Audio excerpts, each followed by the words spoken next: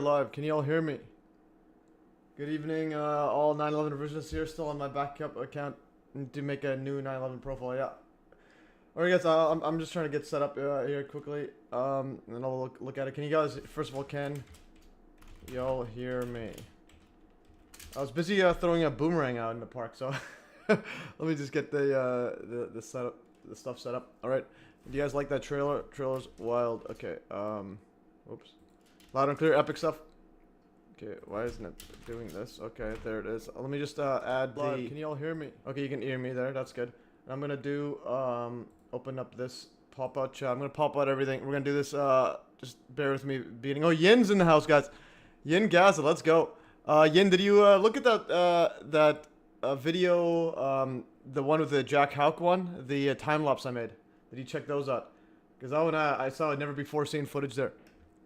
Alright, guys, we have a bunch of stuff in the show. Alright, let me make this. I think 150 is pretty good. Okay, this should be 140. I'll leave it at 150 and make this like that. Alright, hey, Mary Kilbane's in the house. Okay, we got a whole bunch of people in there. Alright, yeah, so Yin Gaza, let's go.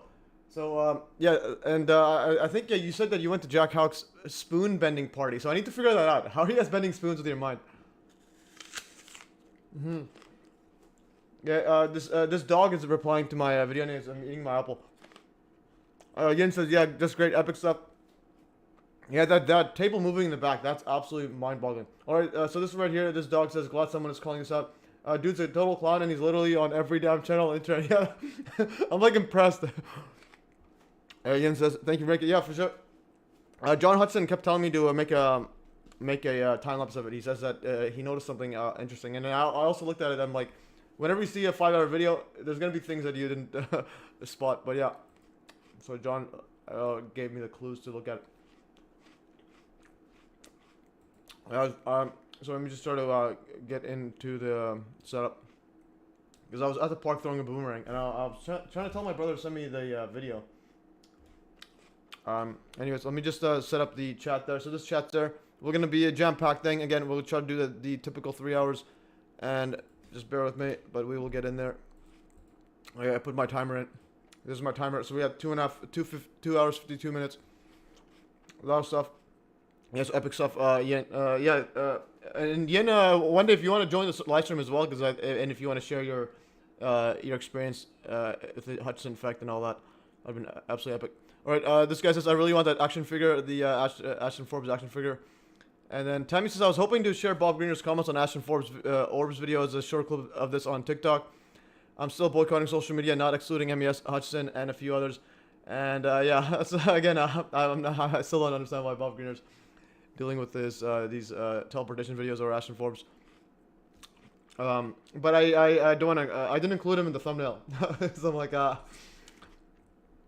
I don't want to include him because he is onto something pretty epic stuff with the cold fusion work and HUDSON effect, and HUDSON's a big fan of him as well.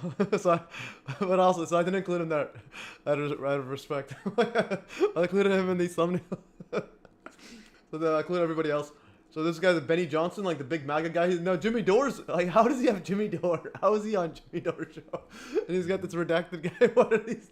These are literally two cartoon videos. Guys. So I'll try not to laugh too much, guys. It's hard not to laugh. Yeah. Oh, James. Yeah, James is. I think it was previously thought that videos are real, and then yeah. So fake MH370 videos. Yeah. Definitely. I initially entertained it. I initially Timmy Selvis is perfect. Yeah. But yeah, I initially entertained it strictly because Andrew Johnson posted it. So Andrew Johnson initially believed in it, but I had to tell him no, it's all fake. All pertinent information. Yeah. And this one, whoever made this one, is this some sort of AI model that makes these ones? I've seen similar ones like this. But anyways, Ashton Forbes, he's got this whiskey. This is a science King Grifter. I'm like, he's actually one of the. James says, yeah, I thought it was some projection. It wasn't even that. Oh yeah, I said that was projection and so on. But yeah, the videos are just two cartoons. So it's absolutely wild. Oh. Let me try to set up. Okay, I'm streaming on many things. Let me check this one is on Odyssey. Alright, pop out chat. Alright, chat's working. I'm gonna close this. I'll ask. Let me check if this is working. Oh, it's working. I'm gonna check BitChute. I have BitChute as well now. Pop out chat. See if this is working. Okay, guys. Sorry, it's just trying to get up to speed. It was Easter weekend last week, so and then I had a bunch of family here yesterday, and then today my brother came over. Pop out chat, and I was literally throwing a boomerang. I told him to send a video, so I'll do the boomerang. I have a pretty epic boomerang. You can literally throw it so far and it comes back. I'm like Xena Warrior Princess. No, yeah, and I was gonna do the caption MES Warrior Prince. Let's go. Alright, I think this is working. I'm just gonna check BitChute. Let me try to set up. Okay, no, it's like full. Anyways, oh, there it is. There's lots of out in chat. Nico Backer. I'm waiting. Oh yeah, so he's waiting. Sorry about that. Never forget 9/11 Moonchild. Heard it here first. Let's go. St. David. This clown was on Jimmy Dore Wednesday. Hyped it up, but the chat wasn't having it. Oh really? Interesting. I didn't realize that. I didn't realize the chat saw through his like complete BS. Yeah, when he was on Jimmy Dore, I'm like, Jimmy Dore lost one of the most credibility lost of all time. It's like it kind of ruins everything. He does a lot. He does a lot of talking about anti-war stuff and so on. But he's obviously control opposition. But it's like you don't have to make yourself that much of a clown. All right. Anyways.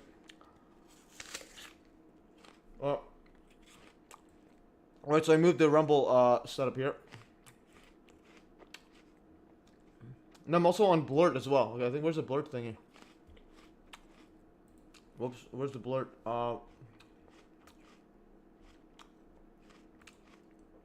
Blurt.media. Okay, this should be there.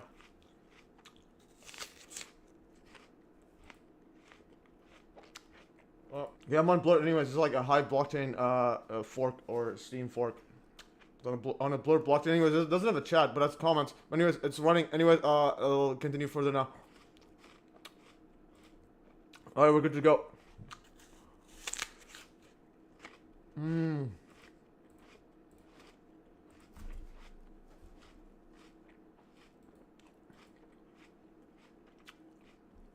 So I'm just closing some stuff off. I have to rush through everything. And this thing's frozen. Like, my goodness. Alright. Alright, okay, so we're back in, guys. Alright, guys, yeah, so quick housekeeping. I'll send this thingy. I do want to finish this apple. I get a big boost of energy. Yeah, so here's the link to the links. I set this up. I was trying to rush through a bunch of stuff. Okay, there it is. And there, I'm sending to all the chats. And then I'll stop sending to the ones that don't message. But we got Rumble and YouTube are the most common ones.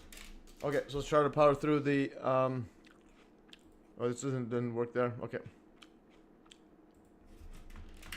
Okay, there it is. I don't know what's going on with apparently you can't send links in BitChute. Anyways.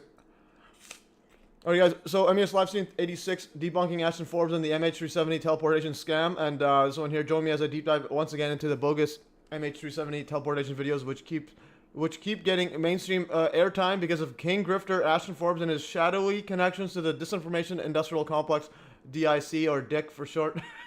I got this nickname from my cousin, actually. I was just watching. He calls it Demons in Charge. So the DICs, so the Dicks in Charge. Alright.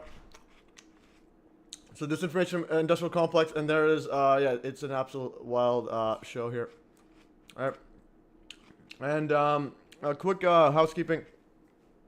So the MH370 with stream with the Joe, the creator, I'll put on the back burner until future confirmation, and then again that's over here.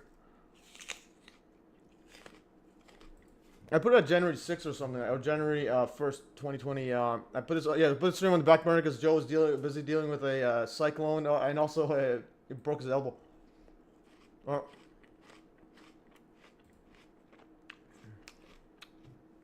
Matt G, did you tell Ashton that you know the guy who made the video? Yeah, Ashton knows him as well. Ashton has talked to him as well, but then again, he just calls him a liar. I'll go with that. Ashton even told him he'll join him on an X space, but then he bailed out last second. And yeah, so if you see my stream, I already talked to Joe on the previous interview. Ashton actually joined the stream, like just to mock us. So I guess that's pretty wild. Awesome. Yeah. So the DIC in control, guys.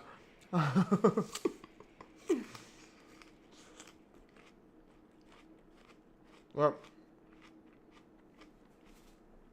Alright, so next week's live stream, it's either, well, initially it was supposed to be with this Chris Info Crypt guy on May 3rd on bio-digital convergence.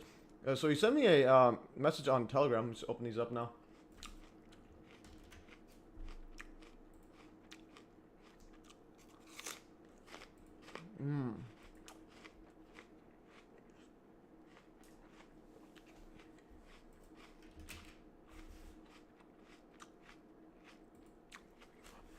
Yeah, so this guy here, he says, hey, I recently discovered your work on BitChute and so on. He's wondering if you plan something on bio-digital convergence. So anyways, so I got into contact with them. And then we're going to do, it was supposed to be on May 3rd, but then I got a message from Alan Forrest saying that on May 3rd, they want to do a live stream at the Freedom Rally in front of one of the MLAs. Apparently this person's like super woke, or super like liberal, Nikki Sharma. Like pro-trans kids and all that mumbo jumbo. So anyways, but it's gonna be a BC strong. He wants me to do a. Why can't I zoom in? He says, "What do you think of attending this rally and doing a live stream of your show, interviews with people and events? I can meet you there." So this is Alan Forrest sent me this, and this is the next. So I probably will be there. I'll probably be there in Vancouver at 1 p.m. May 3rd, and then live stream, and then they'll have them, some other guests and so on. These are all anti-vaxxers, so I'll be pretty epic, and then interview people. So next week it might be pretty epic. And so I sent a message. I'm going to ask him again. So I sent him if he can reschedule. Where's the Chris Info Crypt? So he didn't reply. Just wanted to follow up on... follow up if you can... Yeah, I just wanted to follow up. What are your thoughts? Just to like talk, man. What's going on here? Alright. I'll put a accidentally exclamation point. Yeah, so next week might be pretty epic. We'll have random people on the street and asking him. Yeah, I just want to see what he says here. All right, and then the stream after that, it's gonna be Jean Traduction joins the show May 17th, 11 a.m. So she's like one of the biggest French 9/11 YouTubers, and she actually did a full French translation of 9/11 Alchemy, and she's doing the whole series. So this one here, this is the censored introduction with English dubbing by Jean Traduction for the French translation of the 9/11 Alchemy, which has which you have to re-upload on YouTube without. But anyways, so this is her introduction. Vous êtes très nombreux à avoir accueilli à bras ouverts la conférence de Judy Wood en février l'année dernière. Préparez-vous aujourd'hui à accueillir Chris Hampton avec son énorme... Alright, anyways, so she's translating the whole thing. First one she did was this one right here. This is 9/11 Alchemy Facing Reality, and this is documentary into French. And right here. Seas along the New England coastline from that hurricane that's going away. Expériences dans le cadre de la sécurité nationale. Alright, so she translated the whole thing. She also has some other people helping as well, so it's pretty epic. So this will be on the stream. And she's a pretty big channel as well. I think bigger than mine. Yeah. Yeah, so give her a follow, guys. Jean Traduction, give her a follow. I'll put some links there. Alright, so give her a follow on YouTube, and I'm going to put this right here. Jean. Alright, and also the other part right here, let's see. Yeah, so HUDSON effect replication is in Kelowna, BC, Canada, with Bob Greener this year. Hopefully, so I asked him if he can let me know if he's doing that. So hopefully, I don't burn any bridges by going after Ashton Forbes. I really don't care. But I do want to end up there. So anyways, so hopefully Bob Greener lets me in the HUDSON effect replication in Kelowna. That'll be epic stuff. And okay, I think George Hathaway is going to be there, or was invited as well. Anyways, guys. And also, guys, feel free to invite any potential guests on my behalf if you think they would be great on the show. Again, default is 1 p.m. Pacific time on Saturdays, and I try to alternate solo and then guest, solo, guest, or random, and solo. Anyways, okay, so guys, enough of the random stuff. So I have some random topics. We'll go over these quickly, the 2 polls, and then we'll get straight into a bunch of Ashton Forbes stuff, especially some recent events, and then also go over some other random stuff, including the moon landing stuff. Anyways, guys, so poll results. The previous poll, as you guys know that I do a poll each solo stream. So the previous poll was about the moon landing, what people thought about it, and then apparently most of the people think it was filmed in a studio. So I'm gonna go right here. All right, guys. So poll results. Most peeps think the moon landing was filmed in a studio. So here, what was the moon landing? Yeah, was the moon landing staged? 1% said no. Okay, my vote in it was partially. So anyways, the overwhelming majority voted as yes, entirely filmed in a studio. And then 17% that's a partially. That's when I just gave a random thought. Anti-gravity UFO technology flew Apollo 11 to the moon.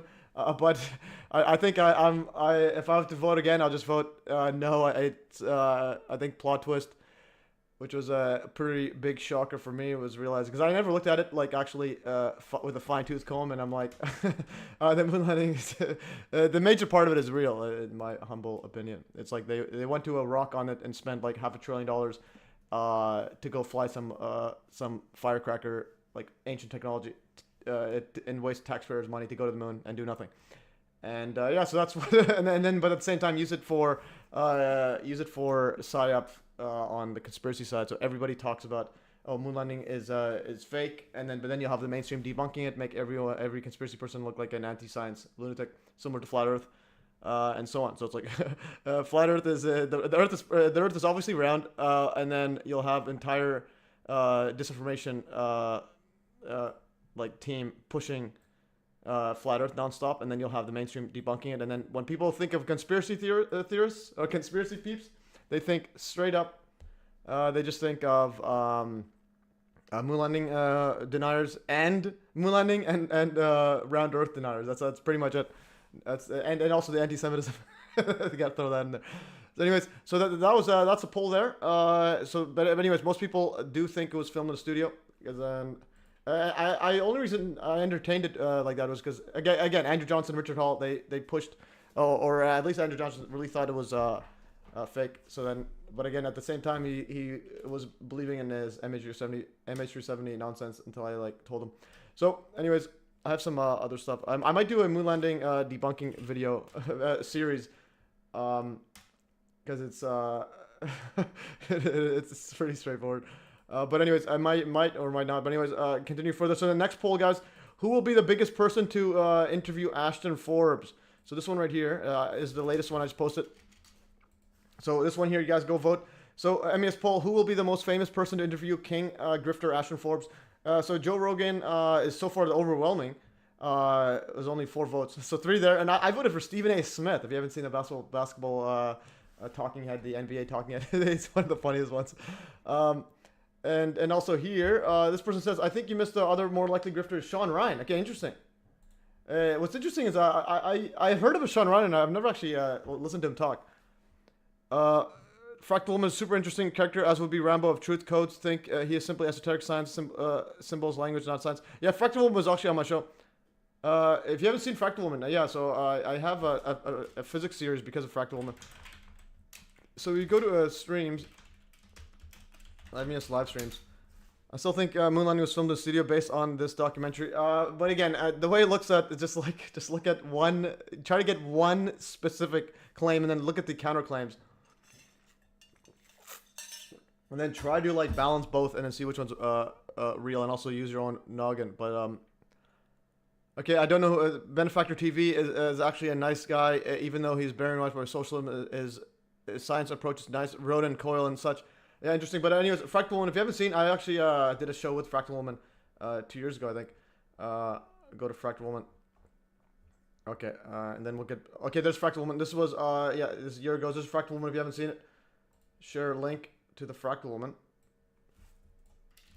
Yeah, so there's Tammy if you haven't seen the Fractal Woman live stream. And also my MES Physics. I have image physics playlist, and then almost entirely of this, most of this, the first 3, are heavily influenced by Fractal Woman, and because I definitely think she is onto something absolutely massive, with her reinterpreting quantum mechanics as basically just ether mechanics. Everything's ether mechanics. Magnets are ether mechanics. There's no mumbo jumbos. Look into it. You had a series on physics of Fractal Woman. Yeah, this one right here. These are I took from her. This one's all from her, and then this one is ether. And this is from I know. Didn't you put his experiments in there as well? Basically, ether is the key to like everything. Anyways, okay, go back to the poll. I want to go all these. Yes, but anyways, go back to the poll. So Sean Ryan, I remember, dear Sean Ryan, Sir Adams regarding building some. Yeah. So Sean Ryan's an interesting character.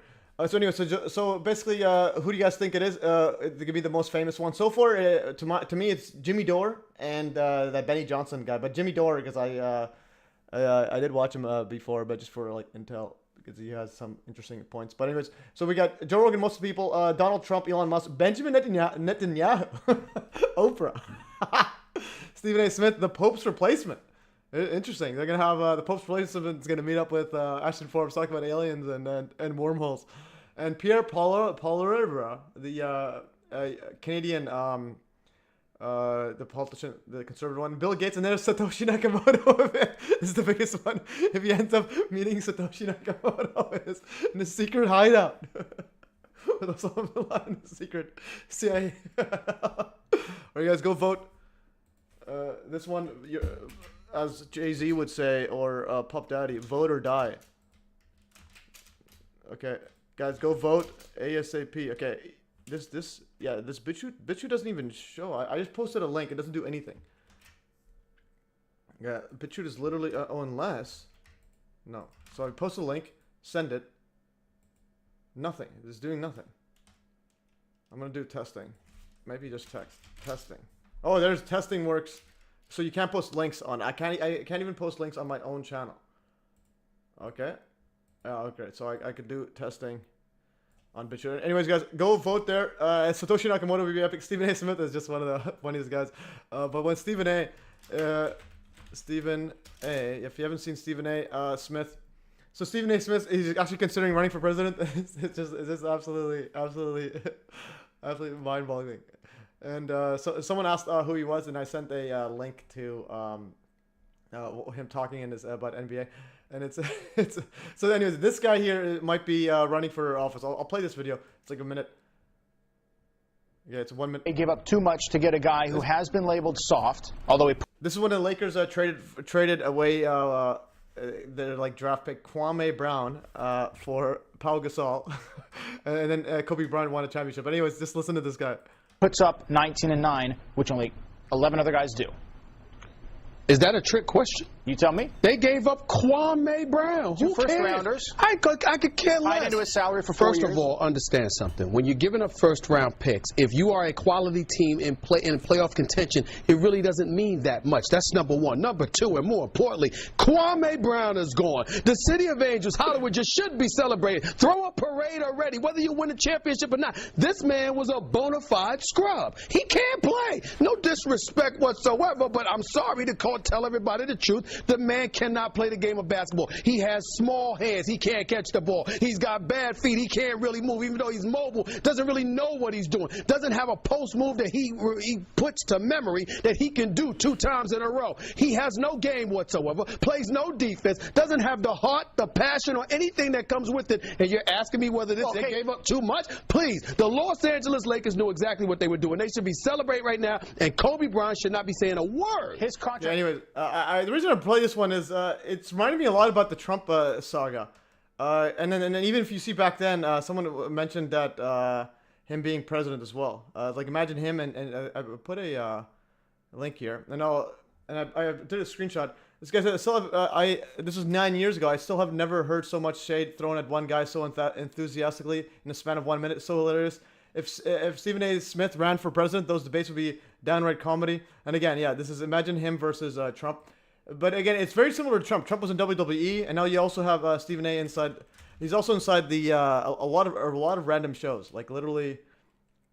Yeah, so he's in literally a lot of random shows, including what is that called? General Hospital. I think Stephen A. Smith General Hospital. But yeah, no, the guy's an absolute. Yes, he's also in General Hospital and so on. Similar, Trump is on in like everything and so on. And but anyways, I could go on and on, but it's if there's one timeline I want, it'll be Trump versus versus Stephen A. Smith in a debate. All right, anyways, okay, so that's it. Let's go back to the Ashton Forbes mumbo jumbo, and then we'll dive into some other random stuff. And also the moon landing one. James says the biggest questions that come from moon landing hoax are compelling. But again, it's a lot of these stuff. It's like, what is the actual claim? Like one object, one claim. Since we're talking about the moon landing, the reason why it's pretty much, actually we'll talk about it after. I want to get into this because I have some other random stuff. But anyways, let's just go over into this because we're in 30. We're basically 30 minutes in, and we haven't even discussed MH370. All right, guys. So okay, so I'm gonna play some stuff here. A lot of this is just gonna be like laughing at Ashton. But anyway, so Ashton Forbes says he didn't write the letter to himself. This one here, I spotted it just before I was making this notes for the stream. So listen to this. Okay, I'm gonna read the letter first. I'm gonna read this letter, and then tell me, does this sound like someone that wrote a letter to himself? Ashton letter. Okay. Oh, this was, he's writing an open letter to the other one. Ashton Dust. Okay. So, if I, so first of all, Ashton Forbes, you haven't seen my, for those in the, that hasn't been around my channel. Ashton Forbes, he knows that the towers turn to dust on 9/11, he just covers it up. And he even told us, wrote his letter to himself, kind of pretty much stating that. So he writes right here. Let's read this letter to himself. So, okay, so this is in reference, okay, he wrote in February 27, 2024, he says, how do you defeat someone who can turn skyscrapers to dust, completely erase whole neighborhoods in an afternoon, and steal a burning Boeing 777 in midair? So this sentence pretty much tells you the reason for a psyop. He's covering up 9/11, all right? You can literally erase in a whole neighborhood, WTC, the entire World Trade Center complex, turn skyscrapers in dust. And then now he's all of a sudden saying they can steal a Boeing in midair. In terms of, but again, he's combining the 9/11 and then indirectly, and then with the MH370 stuff. He says someone who then has the complete control of all media and crafts the perception of events and has most humanity eating from its hands. So again, he understands this as well. So this is a letter. So he didn't write this. Well, no, he claims he didn't write this, but anyways. And this is, where is the letter right here? I want to go to the, this was a letter. Okay, I gotta find the actual letter. Okay, Ashton Forbes update. Oh, did I put the other one? But won't discuss, I forgot to put the other image. He didn't write the letter to himself, he swears it. Okay, I want to find that letter. I had the letter. Where's that letter? Okay. So this, I'm gonna keep an eye on this one. So how do you do? He posted this twice. I need to find why I didn't. I just put his photo and I didn't even put anything on there. This February. Okay, so I'm gonna go back right here. So I didn't take the right screenshot. Okay, so I gotta find the letter. This is on Ashton Forbes' letter to himself. Let's go. Letter. Where's the letter? Okay, so. Needed this kick in the butt, so he's writing a letter. Where's the letter? This was a letter. Letter represents. Okay, this is a letter. Interesting letter. I gotta find the letter to him. I thought I had it there. Anyways, holy wait, Ashton Forbes talking about Hal put off letter to John Hutchison. So he knows what he knows what the Hutchison effect. Hudson was sitting next to Ken Shoulders and I played on the stream last night as explain how EVOs can produce energy. So interesting, he knows about John Hudson. He knows the Casimir effect, but he doesn't show any of the Hudson effect videos. So that's interesting. I'm gonna do some digging on this. We're doing, guys. Half this stream will be live research. So I didn't realize he's directly talking about Hutchison. Actually, we'll just go Hutchison. So he knows about the Hudson effect. Okay, hiding physics. So, but he's focused strictly on Hal Putoff, and Hal Putoff, I think he has some shady stuff, and now he's combining this, but he's not talking about the Hudson effect. Okay, where's the Hudson effect latest? Has he mentioned it at all? No mention of HUDSON effect. Not a single one, but he knows about John HUDSON. He knows about Ken Shoulders. He knows about Hal Puthoff. Was the one with the sunset background. Okay, so that is the one. That is the one. But this is a very, very. This one is interesting. Okay, I'm gonna write this down. Ashton knows about the effect, but has 0 tweets about it. But does tweet around it. Tweets around it, but not it. So that's another huge tell. Like, why is he talking about the HUDSON effect? It's like, and I can't even reply to him because he blocked me. So look, if I go click reply, it says why you can't reply. The author has blocked you, so you can't perform his action. So I can't even tell him, hey, go check out the HUDSON effect. Okay, Matthew, remember I was sharing a boatload of info with him for 6 months and mentioned the HUDSON effect a number of times. Remember our stream we did discussing Greer and Forbes? Yeah, for sure. So he definitely knows it, but the thing is, he also tweets about. He tweets around it. So he's tweeting. He definitely knows about it, but he also tweets around it. So it's like, just talk about the HUDSON effect. It's like, why is Ken Shoulders and meeting up with HUDSON? Why is Hal Puthoff talking to HUDSON? The reason they're meeting up with him is because of his and also knows his crystal energy converter, but also his overall HUDSON effect. All right. Okay, so I'm gonna go back to that video. Okay, so we're gonna keep this in mind. I'm gonna go to Ashton letter. Actually, skyscrapers. Yeah, the reason I want to get because he had a full letter. There's a full letter. No, that's not the full letter. From a letter to Ashton Forbes. Okay, I want to. Okay, this one here.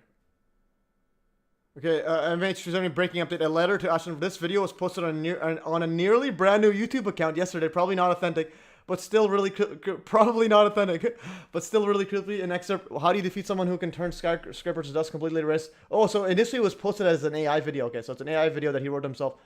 Someone who then has the completed control of it, and so on. It was a complete control of all media and crafts the perception of events and has most humanity eating from its hands. After almost a full life in their service, I think I know the answer. You can talk about them, and you don't stop talking. To Anonymous, we won't stop talking. Okay, so this is the video. I'll do the letter. Okay, so Ashton says he didn't write the letter to himself. Okay, now I'm gonna go. Yeah, so it's an audio video. So initially I thought there was a full transcript on it. I'm gonna play this. Don't tell anything about. This is a submission sent to us the 8th of January of 2024. This is a submission sent to us the 8th of January of 2024. It's a letter to an Ashton Forbes telling a new story of what happened to Malaysian Airlines MH370 that disappeared back in 2014. And as always, don't trust what you read on the news. Trust your own capability to see the world for what it really is. Here we go. I work or have worked at a military base in the Maldives, and I know exactly what happened to Malaysian Airlines MH370. This is also a letter to Ashton Forbes. You are not wrong, and what you do are much bigger than you even can imagine. Don't stop what you are doing. I won't tell anything about myself more than that I currently or in the past has spent time at a military base in the Maldives. That I have done this type of work since I joined the military when I was young, and that was many decades ago. Still in the game, but the years are starting to get to me. I write this because I want the world to know that most of the trouble on Earth are created for political reasons. United States, or at least a covert administrative elite of the U.S., has, at will, complete control, and this has been true since the 60s. Flight MH370 arrived at our base, by our hand, at 1856 UTC after we picked it up, mid-air, outside the island of Great Nicobar. Just one of many, many things we do. We can pick up anything, anywhere, and deliver it in an instant, like a magic FedEx. Some facts about why it happened. All right, but anyways, this is pretty epic here. Ashton talks himself a lot. A lot like on Ashley Burnett's. Yeah, anyways, yeah, he does. I think he has that other account as well. But anyways, so this is a letter he wrote to himself. But okay. So anyways, this is a letter that he says some anonymous guy posted on a brand new YouTube channel, and he's a letter to Ashton Forbes saying that you're doing one of the greatest things of all time. etc. And the world's run by people that can turn skyscrapers to dust. I love you, Ashton. Source anonymous. So, anyways, yeah. So enslaved by true. Okay, so now he's on Candace Owens, and then let's see. I think this is at 114. Let's go to the letter. You're explaining it to a child, because I do believe that we have a childlike understanding of science. Like, I do not have a science brain, so I want you to explain what exactly you believe happened. Yeah, so first thing I want to say is, like, Carl Sagan had this quote that said, like, we live in a society based on science and technology where nobody understands science and technology. That's a big problem, and I agree with you that they want to hide. Frozen. I want to get to the letter.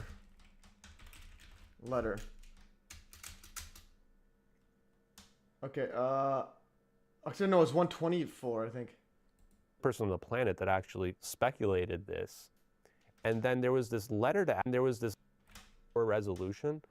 So it's like they saw he's seen this random blob. It was okay, so I think it was at 124. Oh, 140. Oh, okay, 140. We're wrong area. So it's at 140. Said it multiple times that there's stuff they can't say because it would impact national security, and certainly security not verifiable. And you are giving a truth that you're not. You should be treated like crap from the media. Yes. You should either be arrested. You got to be like Chelsea Manning, Edward Snowden. Like, when you're giving information that the government does not allow for you to give, you're gonna get smeared. You're gonna get libeled, and you could impossibly get in prison. And if you're not facing any of that, then that means, in my view, and again, I don't know these people. Okay, no, it's 120. I got this wrong again. It says it is 124. Yeah, 124. Okay, not 14 and not 40. Okay, so we're back into it. So this is anonymous letter to Ashton Forbes, please. Letter to Ashton Forbes on YouTube. You guys can check it out yourself. I promise you I did not write this letter. It's the weirdest thing that's ever happened to me my whole life. It's called Diego Garcia Whistleblower, Letter to Ashton Forbes. Okay, it's on YouTube, I think. Letter to Ashton Forbes. 20 watch you will debunk my... Okay, anyways. Hey, stop making fun of it just because less people watch it. But anyways, Mexican joke. One more and you get out of here. Actually, you don't mock us just because there's a few people actually looking at the truth. Ashton Forbes has millions and millions of viewers, and all because he's getting on these platforms. I bet you'll have more. I would have more people watching if Jimmy Dore got me on the show. All right. So, anyways, billions of people believe. Billions of people believe that Malaysian Airlines, nothing happened to it. Normal. It was just. The mainstream, the mainstream narrative says that it was just crashed in the sea or something. Oh, it's like, okay, so it's like, if you want to play the numbers game, the mainstream has billions on their side. Billions of people get multiple boosters and so on. It's like, all right, only the truth isn't known by too much. Anyways, I want to go back to this. Ashton Forbes telling a new story of what. Yeah, so this one here, a letter to Ashton Forbes, Diego Garcia, whistleblower, MH370. Okay, this was, again, Ashton Forbes, where did he post it? He posted on his own channel. Where's the original one? Yeah, so apparently, Ashton, you're the most attractive man alive, source anonymous. I wonder who did that. Ashton Forbes telling a new story of what happened to Malaysian Airlines MH370. Okay, so it's on this channel, Diego Garcia, whistleblowers, to letter to Ashton Forbes. This is a submission sent to us the 8th of January of 2020. And this is really creepy stories. Thank you, Canada. Okay, so where's the... So a channel just was created just to post this thingy. Okay, this is a weird channel. But anyways, so Ashton Forbes wrote the... This is a submission sent to us the 8th of January. Okay, I want to get back into my groove. Okay, so... Okay, we're going to go back right here and listen to him state it as well. So he... Does this sound like someone that did not write the letter to himself? Letter, it's the on YouTube. You guys can check it out yourself. I promise you I did not write this on YouTube. You guys can check on YouTube. I think I'm the only person on the planet that actually speculated this.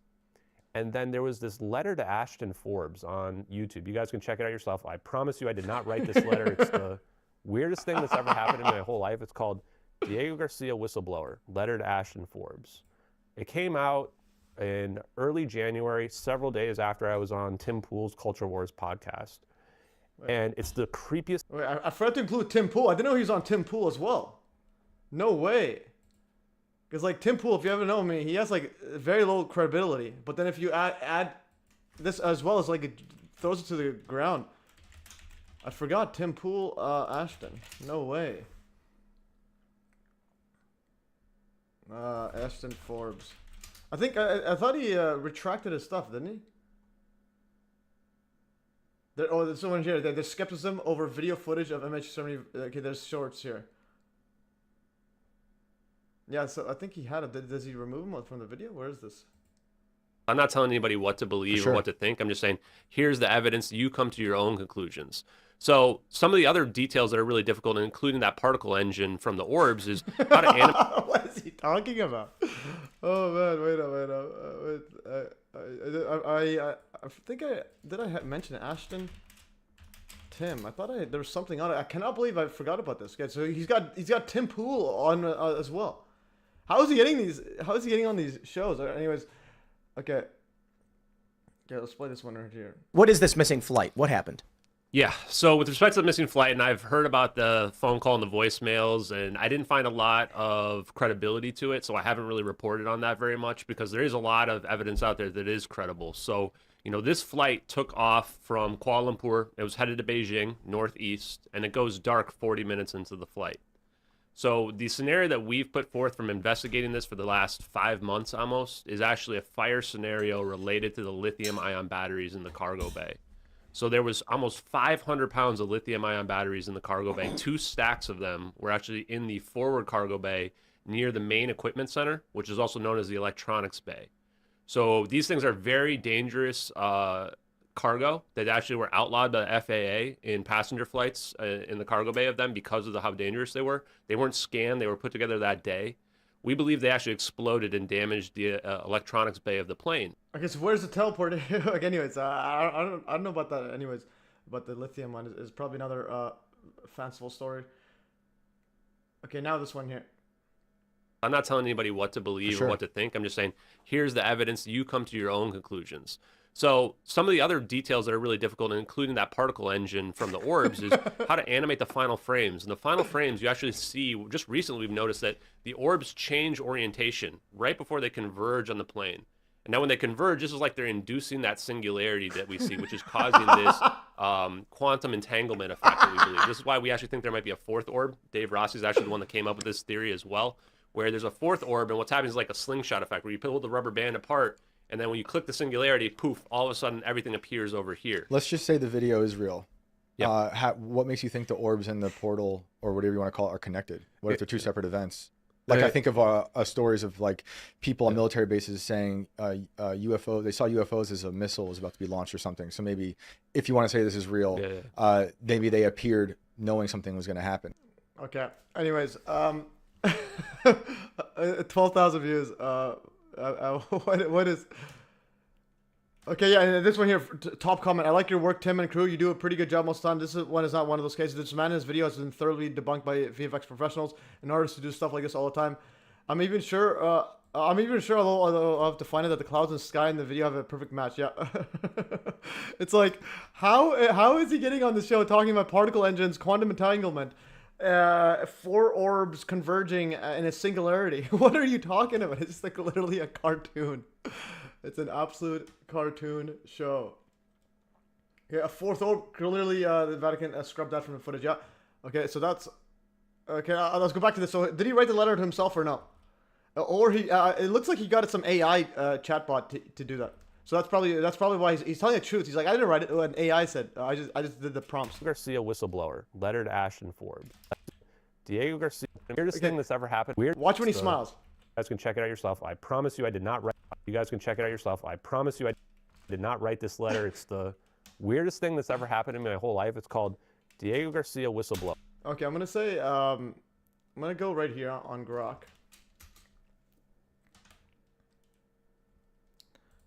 Okay, write a fake letter to Ashton Forbes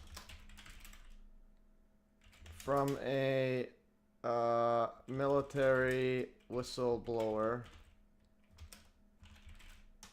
admitting the MH370 plane was teleported and that the work Ashton is doing is more important than he can imagine, but national and global security issues prevent disclosure. Note that this... Yeah, okay, anyways. Don't mention that the MH370 teleportation videos are fake videos. Just pretend they are real. Okay, let's see this. So Marius Schmidt, so you're saying the science he's talking about is incorrect? I'm saying he's a liar. He covers up real science and real stuff. But anyways, he does mix in some of the real stuff. So some of the stuff is like cold fusions and so on. Yeah, that's real. But he is the biggest cover up against it by mixing the two together. And then also never talking about HUDSON effect and so on. So, classified correspondence, October 15th, 2024, Mr. Ashton Forbes, your investigation. Dear Mr. Forbes, I'm writing to you under the strictest confidence and as a serving member of the United States military with knowledge that pertains to your ongoing investigation into the disappearance of Malaysian Airlines Flight MH370. My identity must remain concealed for reasons that will become apparent, and I trust you will respect the sensitivity of this communication. Your work has come to the attention of certain individuals within classified circles. The evidence you have uncovered regarding the teleportation event involving MH370 is, as I can confirm, authentic. The incident was not an accident, nor was it a conventional loss. It involved advanced technology capabilities that are far beyond what is publicly acknowledged. The footage you have analyzed depicts a real event, one that was deliberately obscured to protect national and global security interests. The technology involved MH370's disappearance is part of a highly compartmentalized program. Its existence, if revealed, would destabilize geopolitical balances and challenge fundamental assumptions about our technological reality. Disclosure at this time would invite chaos, as the world is not yet prepared for the implications of such advancements. Those of us bound by duty are forced to maintain silence, not out of malice, but to preserve stability. Your persistence in bringing this matter to light is more significant than you can possibly imagine. You're closer to the truth than anyone outside outside our circles, and your efforts are quietly shifting the conversation in ways that may one day force accountability. However, I must urge caution. The forces guarding these secrets are powerful, and your safety could be at risk if you push too far, too fast.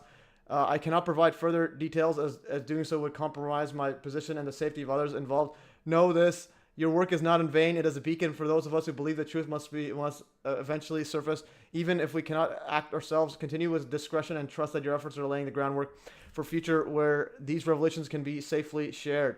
For now, I can only say stay the course, but tread carefully. All right. Hang on, you're jumping around there with your speculation. Interesting to hear your thoughts.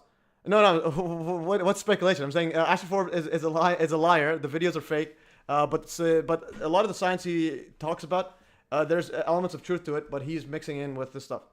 Similar to the skyscraper turn to dust. If you haven't seen my my 9/11 videos, and so the cold fusion stuff. So like, what I mean is, this is the stuff he wouldn't. HUDSON effect is like very, very real. He's not talking about this.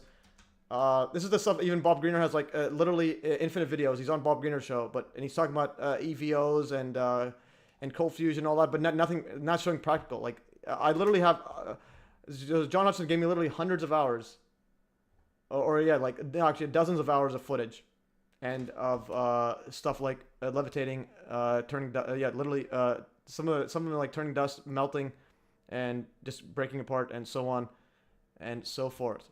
So the technology, it's like the stuff he's talking about is real, even cold fusion and so on. But he's mixing in with completely bogus videos. But the actual like mechanics of the science is saying, oh, it's making a singularity wormhole. I think that's a stretch. You know, I am a practical guy at. So for example, this bowling ball levitating. This is a real video. This one's a real. It's not even actually a bowling ball. It's actually an 80-pound mill ball. So this is a real, this is actual footage, and so on. Bob never corrects Forbes. Yeah, I don't understand that. Like, the videos are just basically fake. There's no way around them. They're complete and utter fabrication. They're also cartoons, and like every single aspect of it is fake. You can literally go to the each pixel. The pixels are fake. The speed of the plane is fake. The speed of the plane goes half the stall speed. The speeds don't match up with the infrared and the satellite one. The photos don't. The clouds literally don't move. That's a big one. And he was. We'll go further now. So that was the letter. Anyways, it's a big. This is a reason I'm doing the MH370 one is this big X account asked me for dirt on Ashton and the MH370 scam, and I'll send some links here. I'm gonna start closing some stuff here. So again, he's on. How is he on all these shows? Is what I'm trying to say. Okay, so this guy right here, he sent me a message. He says, this guy right here. There's a full look at the full playlist. Apparently, he's getting a back and forth with Ashton, and they were fighting it out. And then, anyways, and then okay, so these guys were going back and forth, and this guy sent a link. This goes deeper. If anyone's interested, don't know much on Matthew Solutions. And I said, he shared one of my videos. The infamous agent, infamous disinformation agent Ashton Forbes shared this footage after the Reddit hoaxer Punjabi Batman made a viral post claiming to have seen never before seen detail in the orb punching out. Anyways, so if you've seen that video, some guy made a scam, like fake edit, and then Ashton went full on with it. Emeritus Schmidt, he's on all these shows because the science backs how to make a wormhole. No, it doesn't. It's because he's a complete and utter clown, and they're all the shows itself. They're either ignorant or part of the same disinformation complex. Anyway, so this guy right here says if you want to share this guy, he has I think 47,000 subscribers. He says if you want to feed a short list of concise information as to why Ashton is full of shit, this is your chance. I'm your Huckleberry. Feel free to DM. I'm gonna do this one way or another. Maybe today, maybe tomorrow. I said sure, we'll do. Send me more details on Ashton. He has me blocked after I said I was willing to debate him. There's also a massive document on MH370 if you haven't seen already. So this is an absolutely massive document. Ashton is a clown, okay? Ashton is anyways. So this guy made a huge post. Most of it's like 99% accurate. Some of it is just not 100%. But anyways, so this guy says, Sir Eskiner, Hopium Slayer, Ashton Forbes, Teleportation, Orbs, and the Grift that won't die. I listen to Simps. Thanks for the unfollow, Ashton Forbes. This is because you're a simping F. Okay, anyways, you got owned, but let's have some fun. You built your entire persona on a hoax Reddit video supposedly dropped by Punjabi Badman. No, this was the video. He made a orb punch out video. That was this guy did a fake edit of the MH370 videos. Ashton Forbes thought it was real, and then I did a video showing that Ashton Forbes, yeah, the video's fake, and then. But anyways, so just a video that magically appeared like the plane supposedly vanished in a black hole. And then somehow you also believe that debris was found, planes that teleport, leaving debris behind. Genius. Top nail in the lie, December 8th, 2023. This is where you lost the right to speak out on MH370. And this is when he says, I can no longer claim that the videos are authentic due to this evidence. That's your own quote, posted, then deleted. Yeah, so he deleted that post. So I don't know why. It's like, why are you deleting it? If you, you could do a correction, you could do a reply, but then you don't need to delete it. And then why? Because you wanted to keep the grift alive. You knew the satellite footage was fake. You admitted it, then rebranded yourself as Ashton Forbes and kept pushing the same discredited fantasy. This is what pathological grifting looks like since December 8th, 2023 at the very least.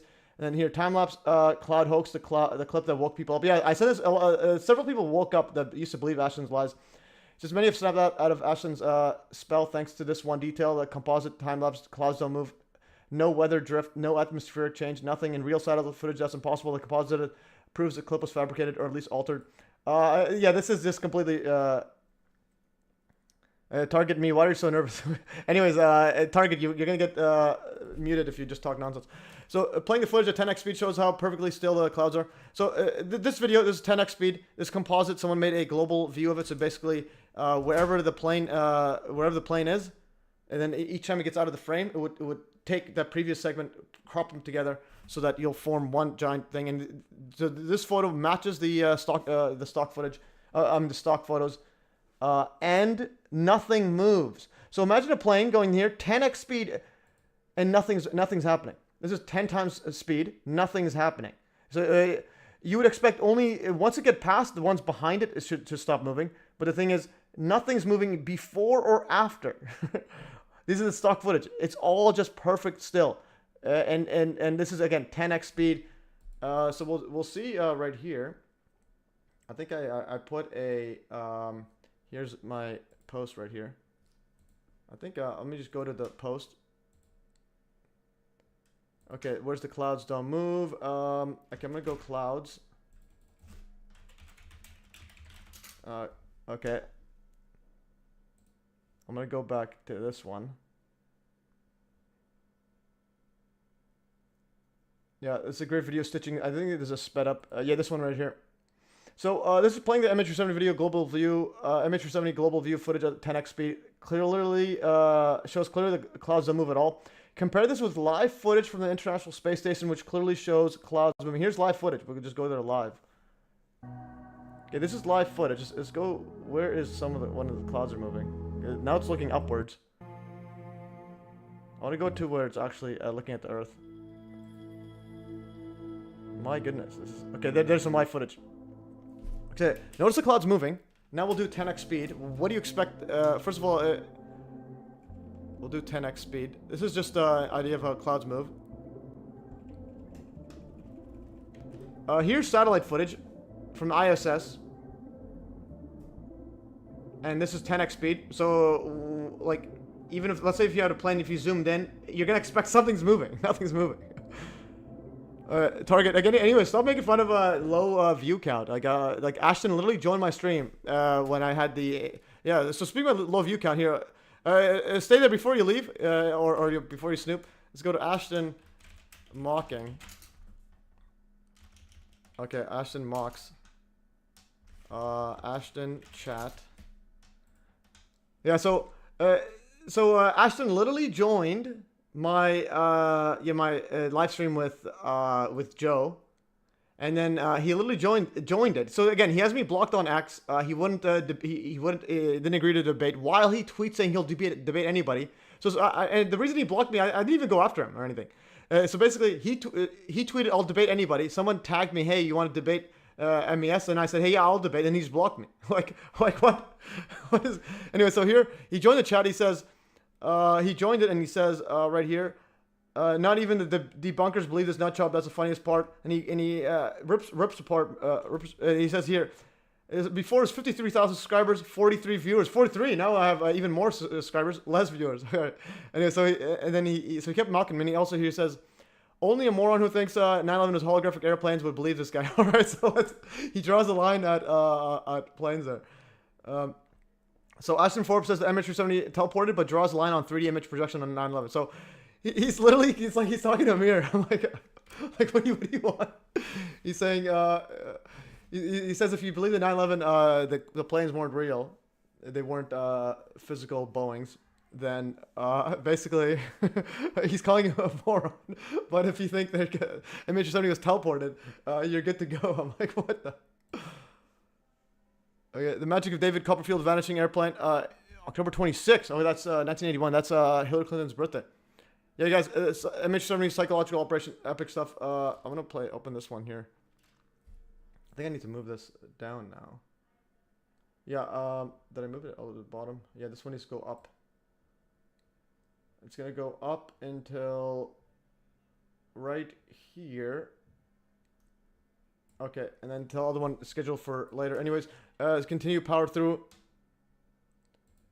Yeah, so anyways, going back in here, so let's dig deeper. Anyways, yeah, so that composite one, so the composite is pretty much irrefutable. Like this, you see this composite, there's nothing else to argue. This is just a backdrop that's it literally doesn't move. All right, literally doesn't move. That's it. It's like nothing's happening.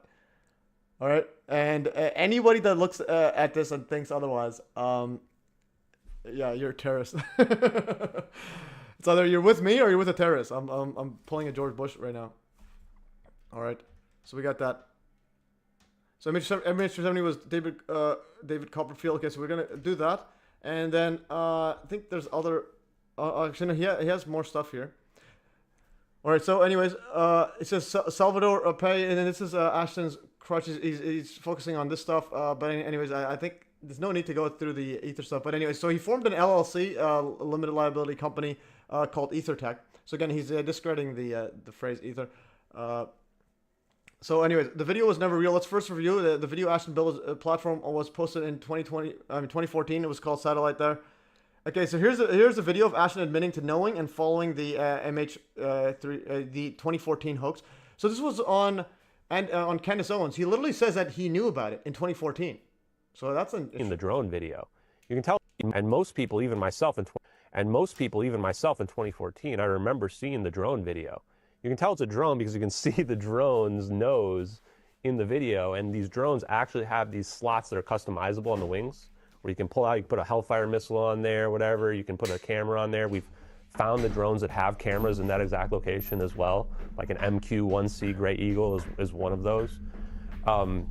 So they might have thought that the media was going to pick up on this, and then they never did. Of course, the media's job is to not pick up on that specifically. And the world had no idea. Like, I looked at that drone video, and I just didn't know what I was looking at in 2014, because I followed this case back then as just, you know, an independent citizen and civilian, and thought, well, that's a weird video.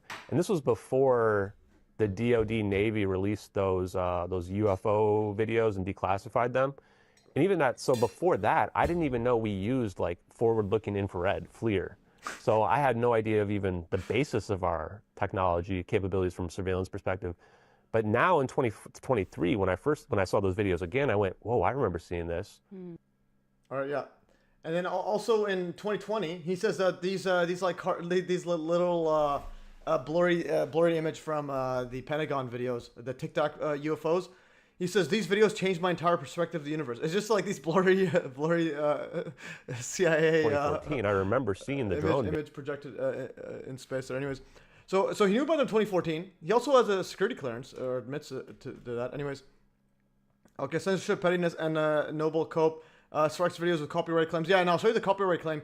He actually, in the trailer that I posted right here, I'm going to go to trailers. Yeah, so in the trailer, guys, for this stream, this one where he says debunk. It's actually 5 minutes long.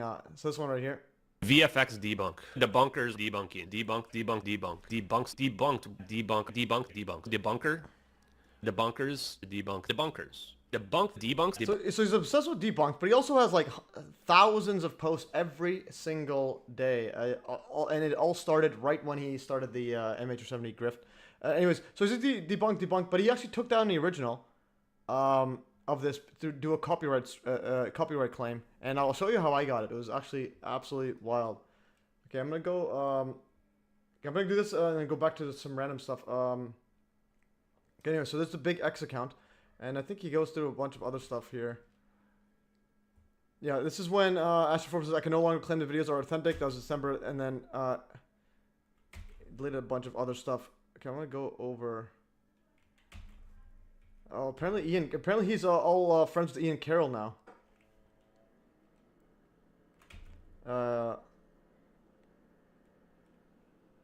Here's using a copyright strike.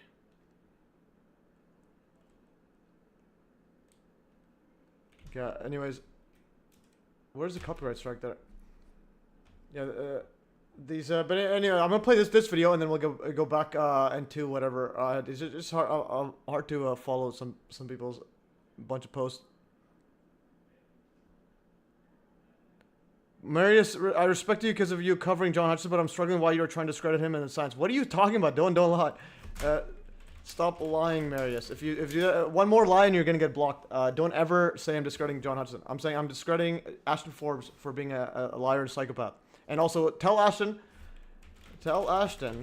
to post about the Hutchison effect and share my video, okay? So don't ever accuse me of lying. One more slander, I'm gonna block you, and just forever. On a video. Are you open? Anyways, so this is the VFX expert, guys, mocking him, and then he was saying that so they used a stock footage for that explosion. But he says, "Oh, it's not stock footage. All buttholes look alike." Until watching it? Let's watch it. Okay. I'm so. Let's play it. Are you open to watching it? Let's watch it. Okay. I'm so uncomfortable. I'm in his spot right now. I heard an audible gulp. This flash here would illuminate the clouds. It does. But it does not. It does illuminate the clouds. I love how It does. Just a compositing trick where you just select an area of the image. Compositing trick. He doesn't even like give it a chance. Let's see how he proves that it's not stock footage. So as a statement of fact, those do not match. Dude, it is exact. Thank you, Danny. It's not though. You see that the black actually does not line up, right? You see how it's not the same on the the edges? All dispersal patterns look the same. Did you know that? All dispersal patterns look the same? All dispersion? No. This is like saying that my butthole is your butthole because they're similar. Okay, that's wild. To think, like, when you want to be taken seriously, that's what you go. I want this stuff to be real. I want to find. I doubt it. He doesn't want to like on a video. Are you open to watching it? So he literally, yeah, he basically, yeah. So again, he's just, I don't know what to say. This video is epic. I'm gonna post this one right here. This is epic, actually. Big account. Ashton won't admit the obvious. Like, he's literally looking at it. And my first post about this is Ashton was actually lying about the Portal one. Ashton, I think this is stock or MH370.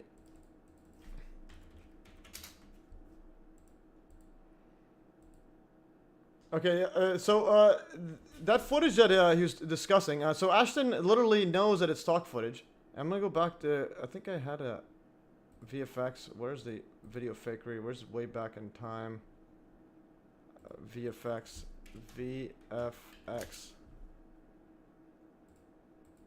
Yeah, this was the first debunk I made of him. Initially, I looked at the Mick West disinformation debunker. They're all disinformations going out after each other, making it just, again, it's just like a back and forth grift wagon. But anyways, so Mick West, the gatekeeper, he actually does a good job debunking MH370 claims. One example is that VFX from a 2007 video matched the implosion in the alleged MH370 videos. Ashton Forbes, the main person pushing that the videos are real, claims that Mick West used a 2015 plus remastered graphics version. Ashton states that the original VFX is too blurry to compare with the MH370, but then shares a cropped version of the video that doesn't show the similar stuff here. So this one's actually,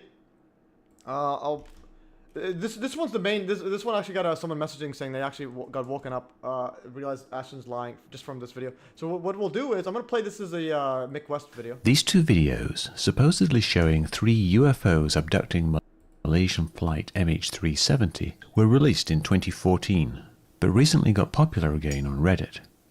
I was unable to debunk them because I didn't try. They were old, low-resolution, anonymous videos released on anonymous clickbait sites. They also looked ridiculous. I thought analyzing them would be a waste of time, just a distraction, flooding the zone, much like the Las Vegas alien nonsense. But the videos were still eventually debunked in multiple ways, mostly on Reddit. There was also an extensive discussion thread on Metabunk, but not everyone reads Reddit or Metabunk.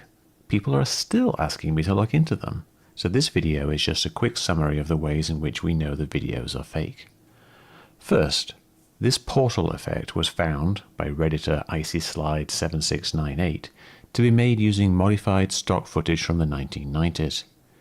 It's impossible for all these curves along the edges to match by accident, and in comparisons between other frames we see the internal details match. We know the stock footage is that old because it was used in a 1995 game called Killing Time for a portal effect. The stock footage is also used in the fake satellite video as found by Redditor Happy Grammy, where an overexposed version of this frame matches the portal effect. That should be enough. But then we also have the stabilization issue, where if we stabilize the plane, then the contrails jump around. I've looked at thousands of videos of contrails, and they just don't do this. This must be a tracking and compositing error, and also shows that the video is fake. There are a bunch of other issues, like the supposed stereo version being the same image left and right, just with a manual distortion. There are issues with the frame rate. The drone footage seems to be using a 3D model. The satellite footage is static when we'd expect motion from parallax with the clouds, and several other things. But really, the fact that both supposed stereo version being the same image left and right, just with a manual distortion. There are issues with the frame rate. The drone footage seems to be using a 3D model. The satellite footage is static when we'd expect motion from parallax with Yeah, this is the other one. This is the big one. It's literally just static. clouds and several other things. But really, the fact that both videos use stock footage should be all you need to demonstrate that these videos are what they appear to be, silly fakes, a distraction upon which I shall waste no more time. Okay. Anyways, Dan Winter.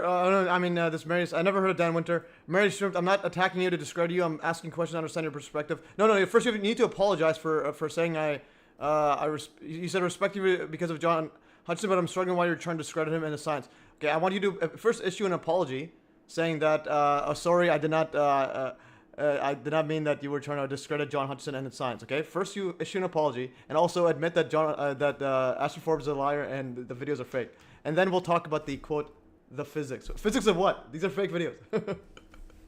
Like these videos are fake, and they're cartoons.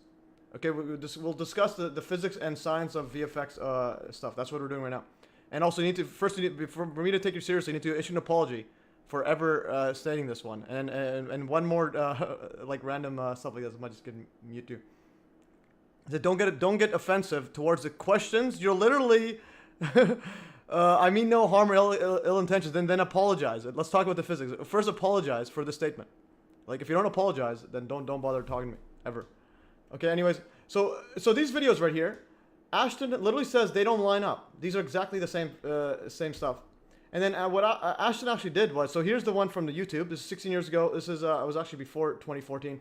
And then Ashton actually literally said, I've clipped the original version. And I've seen it's much lower quality and pixelated than is possibly part of your videos. And to repeat, this is a 2D effect, while our videos are 3D from two different angles. Now it's all fake. And then what he actually shows is a cropped out version, so you can't actually see the effects. And I'll show this. So and this is from 2007 video. It matches exactly this. So MES conclusion. Mick West did use a remastered version, but the original 2007 still has key details matching the MH370. Ashton Forbes likely purposely cropped out VFX videos. This was before I realized he's like a weird liar. Thus I'm leaning towards the videos being fake. This was actually way back. In November 22nd, what year was this? 2023, so almost, yeah, 2 years ago. And I'm going to play this one right here. It shares a cropped out version. So this one, I knew he was straight up lying. He's literally lying. And so here's the explosion. And he zooms in so that you don't see anything. See, he zooms in so you don't actually see anything. So, and he's cropping it out. Why is he cropping it out? And now you say Mick West has no credibility, and as nothing he says on MH370 will be considered in the future. He's a liar and fraud. So it's like Ashton Forbes literally lying. He's cropping out and he's not showing you the stuff. And then when someone does show him the video, he literally says they're the exact same. See how he proves that? They're not. He literally says it's like a butthole. Stock footage. So as a statement of fact, those do not match. Dude, it is exact. Thank you, Danny. It's not though. You see that the black actually does not line up, right? You see how it's not the same on the the edges? All dispersal patterns look the same. Did you know that all dispersal patterns look the same? Wait, all dispersion? No. This is like saying that my butthole is your butthole because they're similar. What? Okay. That's wild. To think, like, when you want to be taken seriously, that's what you go. I want this stuff to be real. I want to find. I doubt it. He doesn't want to. I do.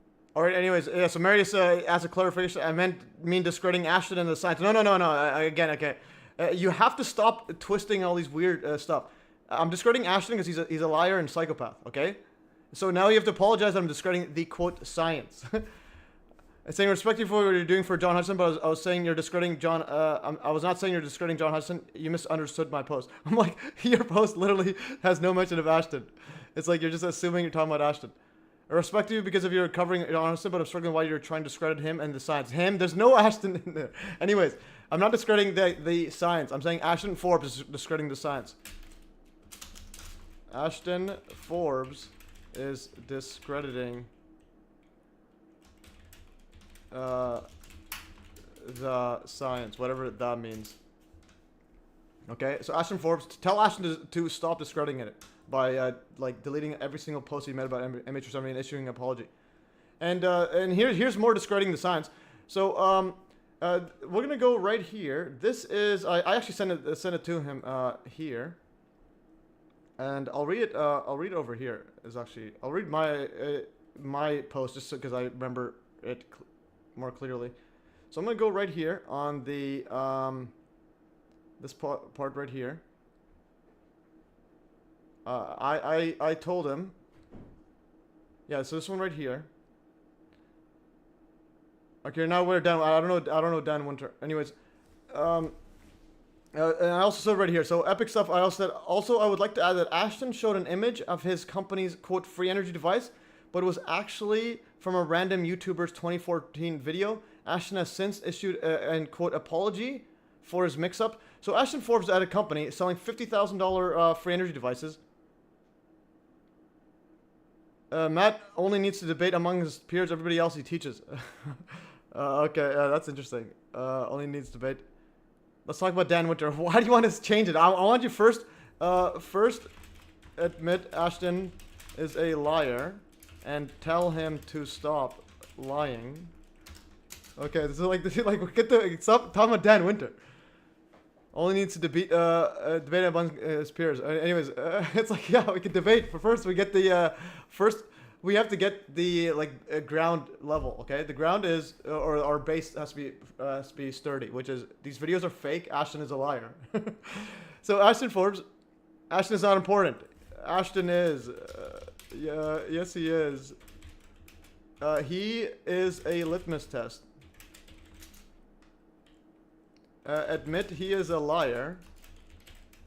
Otherwise, I don't take you seriously.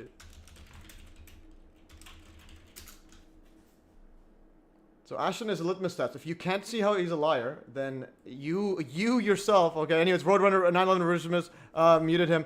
Yeah, it's all good. Anyways, just get me off that chat. Yeah, that's good. Keep me on track. Anyways, guys. So this is Ashton Forbes. I also like to add that that Ashton showed an image of his company's free energy device, but it was actually from a random YouTuber's 2014 video. Ashton has since issued a mix-up.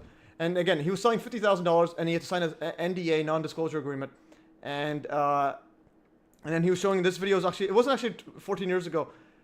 It was actually, oh yeah, this is 14 years ago. Yeah, it was actually from 2010. So he sent this video right here. And then he issued an apology saying, over Unity device video and clarification. There was some confusion over this image I shared on stream, which comes from this video. It was my fault. I misinterpreted what I was told about the image. And then I replied later. He says, I also said, actually, the video's from 2010. The YouTuber was contacted, and he stated via email that he has no affiliation with and never contacted Ashton Forbes, and has since updated his video description. So even during Ashton's quote apology, he stated his team was affiliated with the YouTuber. Thus, someone is lying, aka Team Forbes. So the person was actually contacting the YouTuber. He says, thanks for reaching out and sending me the link to Mr. Forbes' video. No, I'm not affiliated with Forbes in any way, shape, or form. I never met him or communicated with him or anyone else for many years regarding this device. This is not my invention. I replicated this device based on plans I bought on eBay from a man named Yannick Van Doorn. This is Yannick's YouTube channel. The original device was created by a man named Hatem, who lives in France. Mr. Hatem can be reached through Yannick, who apparently knows him. Sincerely, Donald. It's just amazing, Donald. All right. And this was an inquiry recent claims involving your over Unity device image. He has orbs in his names. He must, what he's talking about. Which guy? Which is the orbs guy? Anyways, so free energy electric power generator. So he updated his YouTube description after literally 14 years. So he wrote, this is what he updated right here. I would also like to make it clear that I'm not affiliated or consulted with any other person, group, or entity who may be claiming I'm assisting with them in developing developing and building a free energy device for sale to the general public. My videos are simple, a demonstration of my own experiments for those who are interested in free energy, and so on. Forbes, Forbes, yeah, that's another part. Forbes, epic, fine, yeah, epic. Yeah, so the thing is, Forbes might not even be a real name. The way that it's been presented. So even after the apology, he says that his team was actually affiliated. This photo was someone affiliated with them. So let's play this. And it's me as I've the way that it's been presented to me as I've clarified with the entity since I started streaming here is that this is from somebody that they've been affiliated with, and that their version of the device is based off of this device. I thought it was one of the 30 they had produced. it was somebody that they were affiliated with. I apologize for that confusion. It is very similar to the device that I've seen, but not exactly the same. So this has been it's a group effort in terms of producing these devices. And so the entity I've signed with is one of the people that was in the group that attempted to bring this stuff forward in the past.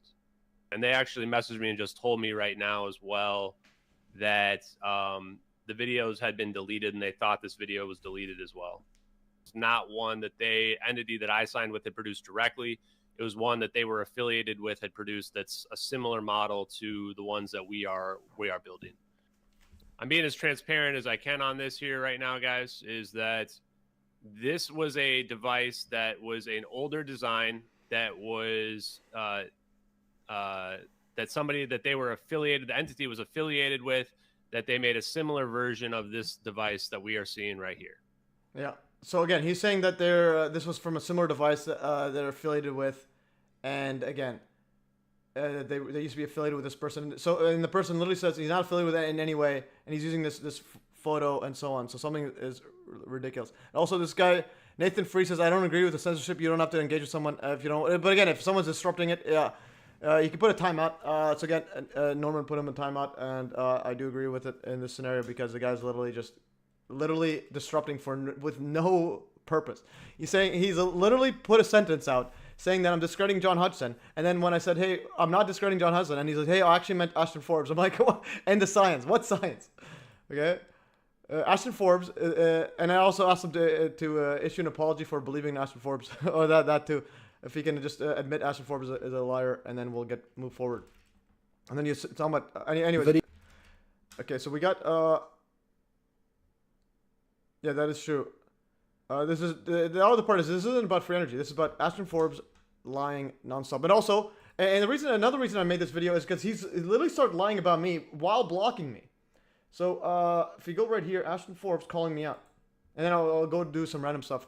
I do need to go wash him. Okay, so right here. So, and I'll also tag Joe. Joe Lancaster has talked to Ashton Forbes several times, and Ashton clearly knows that Joe made the videos. Ashton even agreed to an X space with Joe, but bailed last second, and it was Ashton's idea. Joe here is the latest from King Grifter Ashton lying about you. So I can't even reply to him. This guy replies to this guy saying, to Sir Escanor Hopium Slayer, says, "Why the name calling? Very unnecessary. Nothing new here. Mostly just woke schizo redder stuff. I see you're leaning on the 9/11 guy.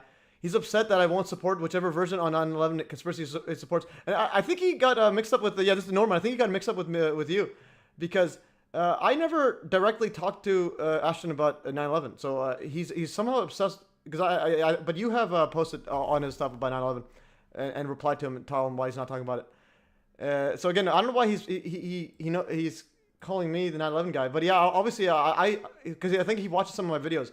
Because I call Ashton Forbes a lying scumbag for covering up 9/11, even though he knows full well with that letter he wrote to himself about the skyscrapers turning dust.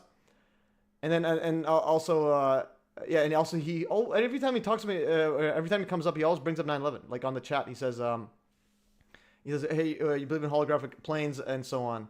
But I'm like, you're believing teleporting planes? Like, what? Are you talking to me or are you talking to yourself? Anyways, so he's promoting a Redditor debunker named Joe Lancaster, who decided one day to pretend to have made the videos. No, he has said it many times. Other debunkers don't support him because he admitted he didn't do it and he's just trolling. But he's committed to the act. Matthew Solutions guy has been platforming him, knowing he's a liar. Ashton, you're literally a liar, and you blocked me. I can't even reply to you. I can't even reply to him. So it's like with these guys talking about censorship. I can't even reply to him. Before I can even see his post, but now you change it. So anyways, to be fair, we still tested him, and he failed the test. He didn't know about any details in the videos, even ones we had already discovered. No, he knew a lot of the details. I deleted a post because it was wrong. That's what people do when they're wrong. What, they delete posts and pretend like it never happened? Supposedly there was cloud footage that predate the videos, but it turns out they post-date the videos by 2 years. Even if it's 2 years, but first of all, they do post-date. But by 2 years? So in 2016, the exact same photos. And then he's saying, oh, so you're going to ignore that fact? In 2016, when no one's talking about this video, and then so the question is, how do you extract these images and then put a perfect image with all the raw metadata, and somehow and you also have the photographer coming out and saying that he did it. Okay, wasn't making sense at all. Coherence, yeah, and yeah, that is true. Like I didn't understand what he's trying to say. It's like it did seem like a bot. Okay, anyways. So even after we check independent torrents, unlike how you won't update your opinions given new information, I do. As for the rest, the clouds do move. The clouds do move. No, they don't move. Obviously, you're an idiot who did no research before this cloud chasing post. Someone gave you this trash and told you it would debunk me, and you believe them. You're an R word. He's calling the R word. Okay, Mary Schmidt is back. Oh no, oh no, the clown. Marius is back. Okay, anyways, so Marius is back. Anyways, so first of all, issue an apology and about Ashton Forbes and say that you won't support a known liar and clown. So at 600% speed, there's some significant move. Well, let's see the video he shares. Static clouds? Yeah, they're static. They're not moving. They're not moving. We've all seen this video at 100% speed. I made it 10x speed. Matthews is a person wrong with society. What? Chief Dinger. Go talk to Dan somewhere else. Where else? Just popped in to say he doesn't know anything about fusion. Who? Is a person wrong with society? What? I have no idea what's going on here. Okay, anyways. So these clouds aren't moving. To detect possible movement, we move the sped up the cloud speed. Let's see what how much he speeds it up by. Convincing cloud movement. So then, what does he do? What does he do? Speed 100%. However, what is this guy talking? Okay, anyways, one more, and I'm just gonna mute you as well. Put timeout. Put 10 minutes now. You got 10 minutes timeout. If you don't answer the questions, first of all, apologize for. Okay, he moves us at 10x. Here's 600% speed. There's some significant movement. Okay, so this is just some like compression artifact. He's saying that's movement. He's saying this is movement, and I think he's faking it too. Nothing moves. It never moves as much, anyways. But anyways, so nothing's moving. So. That's likely just a compression artifact, or he's faking it. Okay, Chief Dinger. What did Chief Dinger say? They shut down honest conference as much as possible. Anyways, Chief Dinger, what is going on here? Okay, so he's zooming into some compression artifacts, which just looks like the independent analysis, which I do think he's fake as well. I might do a video on this because I don't think there's even that much compression artifacts. Again, the static clouds is literally irrefutable. Sped cloud. Let's say clouds, and he can get you in touch with the Australian guy who made the fake video. Yeah. Not only the clouds are moved, the plane's actually it's half the size and half the stall speed if you actually calculate how fast they were going, and how big it is. All right. Anyways, I do wanna. The stuff is just fascinating because yeah. So half the stuff is basically research, but yeah. But the let's see what else he has here. MH370 was stock footage used commonly, and there's another part. The actual footage was actually that explosion was actually used in Anchorman in 2004 as well. What did you say? I said your hair looks stupid. Yeah, this is exactly the same photo. I mean, same video. Let's go back into the eyes. How it explodes. Yeah, so this is that stock footage. That same. Yeah. See that exact same shape? This is 2004, and using the exact same stock footage. So it's a common thing that they're using. They're using the exact same one. It's literally the exact same in 2004, and that video was time lapse. Someone did a time lapse of basically going through, getting that exact footage, and so on. Yeah, and you can play this whole thingy out there. This one is definitely worth it. Yeah, so that's Anchorman. Butthole analogy was absolutely wild. This is the and this person is like a 200 page and ongoing setup right here. I'm gonna go close some stuff. Okay, this is Ashton Forbes, one of the world's top physicists. As Ashton Forbes, someone deleted the post. Ashton Forbes says, "I'm going to become one of the world's top physicists." Okay, and there's this top physicist, includes burgeoning alcoholism, delusions of grandeur, pseudo-scientific word salad, 50k free energy. Yeah. Okay, and...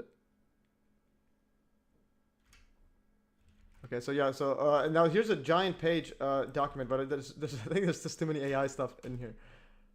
How do I back up here? Okay, these are like this. I can't do that. Okay. This is a giant document. I do want to get into some stuff here. Ashton.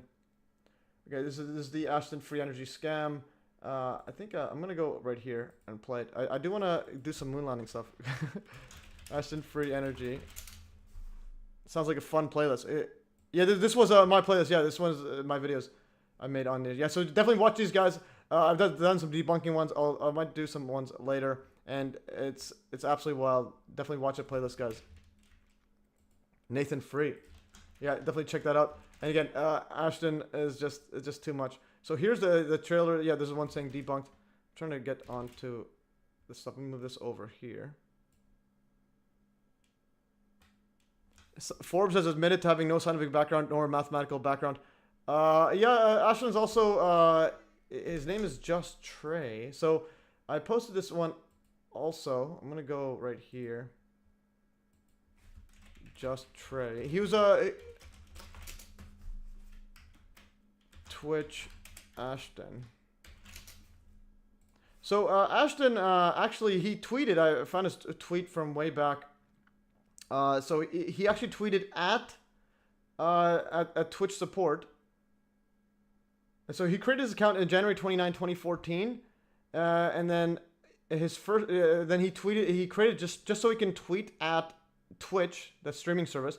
So he says, "Hey, my account yesterday was closed to terms of service. Sent 2 emails and 2 expedients to reopen. A week later, no response." So he was a gamer, pretty much. But also, I believe that he was his Twitch was kicked out because he was verbally abusing people on the chat, like in the stream. So this is Just Trey's offline, but you can see him playing video games and so on. So this is him. This is a physicist. So there's Ashton. So he went from gaming on a Twitch, and then getting kicked out for, I think he was like cussing out fellow users and so on, and probably saying some racist or sexist stuff or something. And now he become the world's top physicist.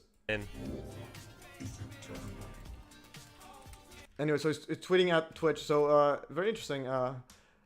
So it's like nothing changes. It's like he's but one thing I do respect though, because he was an anti-masker, so that's what I like. But again, it's Ashton Forbes. He filed a anti-mask mandate lawsuit, so that's pretty good stuff. This was during COVID, but again, it's like out of all people, he's the one doing it, and then he turns into a full-on disinfo grifter.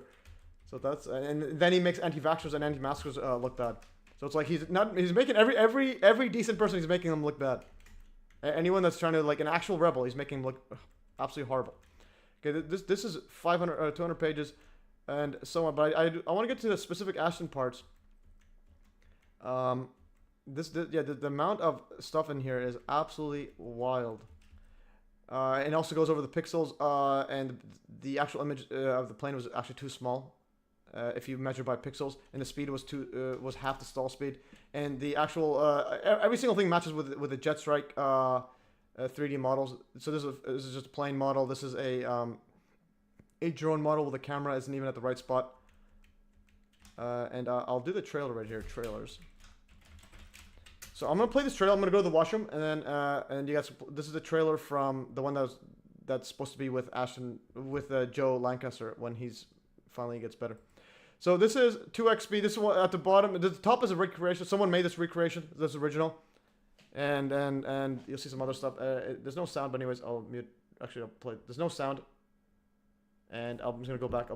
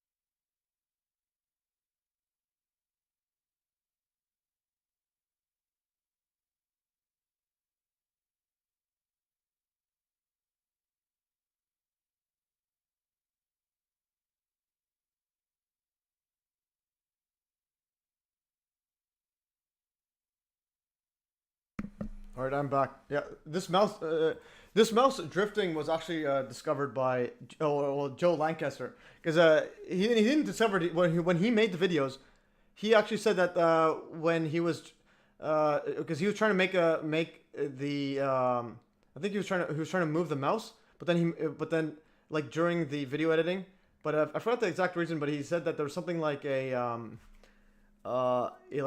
shifting issue when you were trying to slowly do the animation.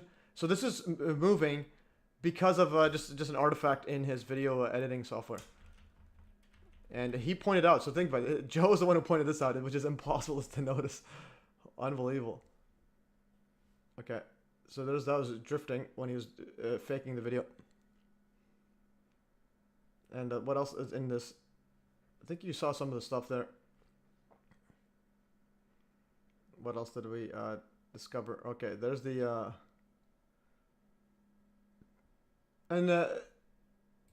yeah, so nothing also happens here. Yeah, so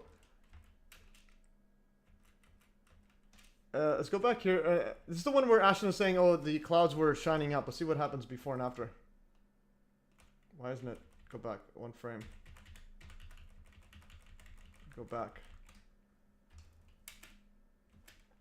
Okay, back. Yeah, so this is let's see what blurring. No, so you have these lighting effects there. It's pretty interesting. But again, it's just some random lighting. So Christoph says, hi to MES and everyone in the chat. I hope to see you devote some time on a what?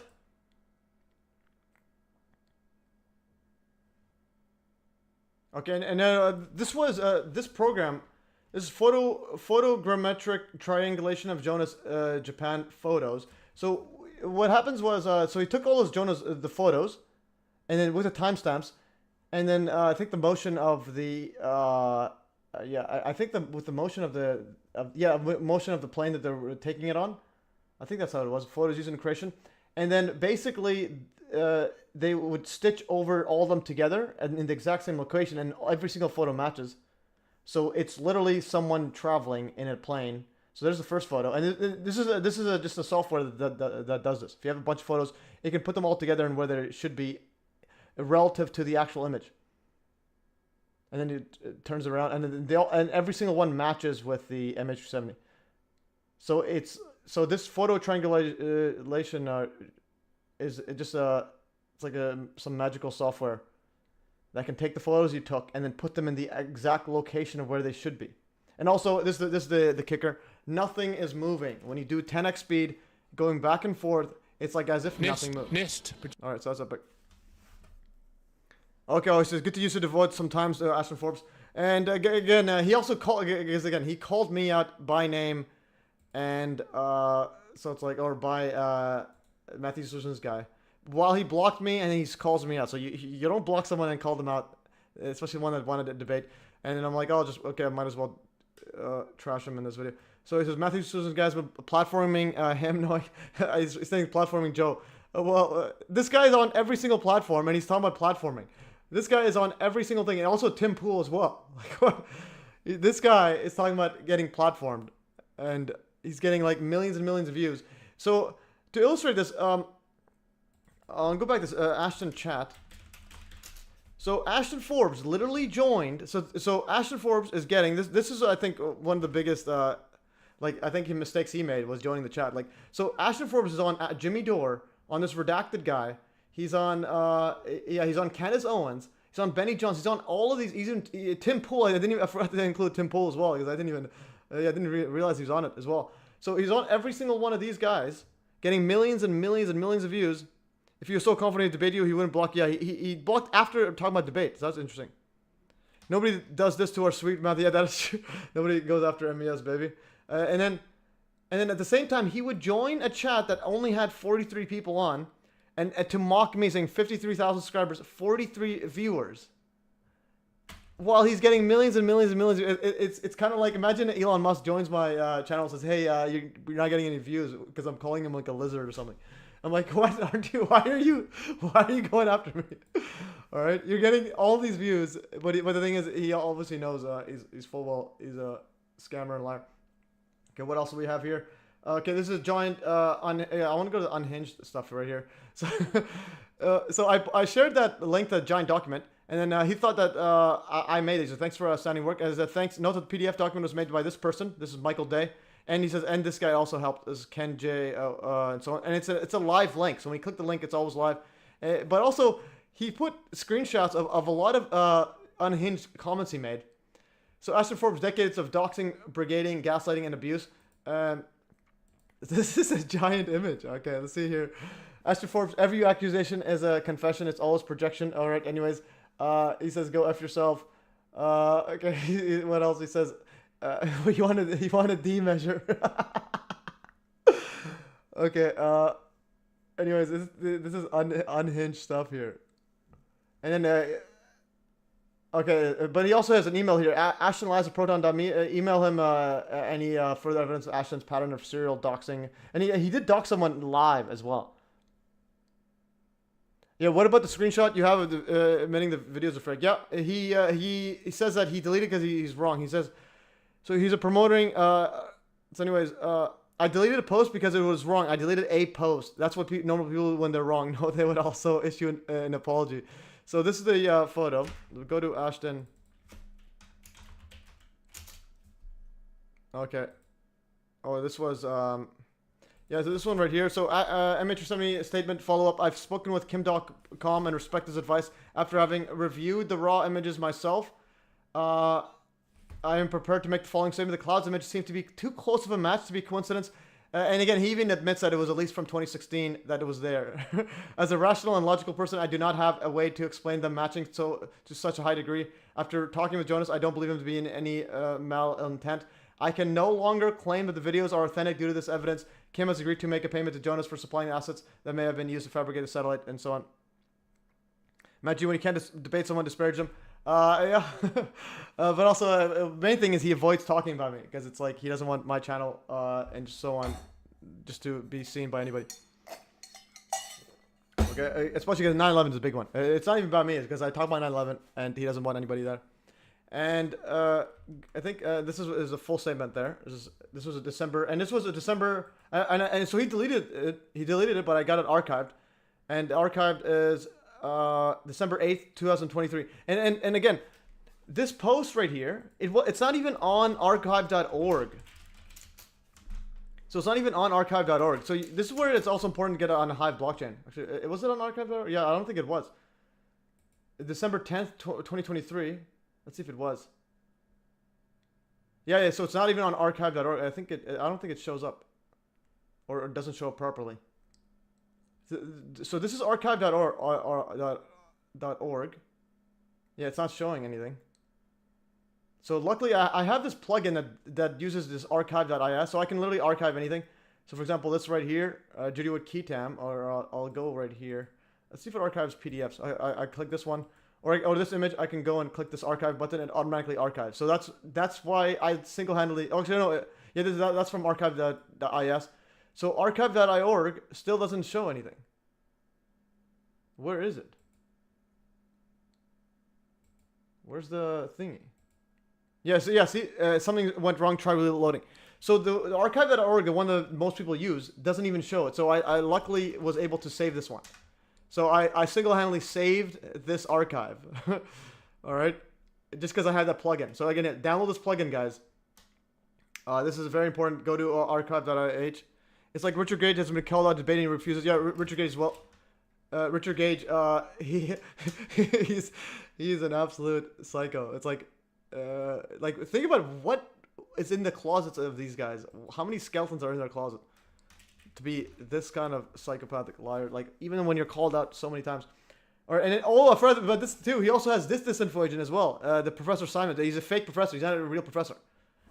So he's a fake professor using Prof Simon and looking like a scientist when he's not. So it's like, why are you doing that? He literally tweets, "I'm not a PhD scientist, but I'm a professor, having taught in higher education." And he changed his bio. Like, what is happening here with these creeps? So anyways, most important thing from this live stream is archive, but also post on the Hive blockchain because things disappear. And another part is Ashton debunked. Okay, so I'm gonna go back right here. Yeah, so this one right here. So that debunking one was actually 5 minutes long of him just saying debunked nonstop. So someone made this compilation of Ashton Forbes saying debunked. Note that Ashton Forbes filed a bogus copyright claim against the channel, but fortunately I had the video tab open, so I was able to record video while I was still cached. And he also, here's the video thumbnail. Oh, Marius is back. Oh, Marius is back. Okay, anyways, this was it, and then let's go back to the thing here. I'll have a look at Dan Winter quickly. I'll see if he fits the.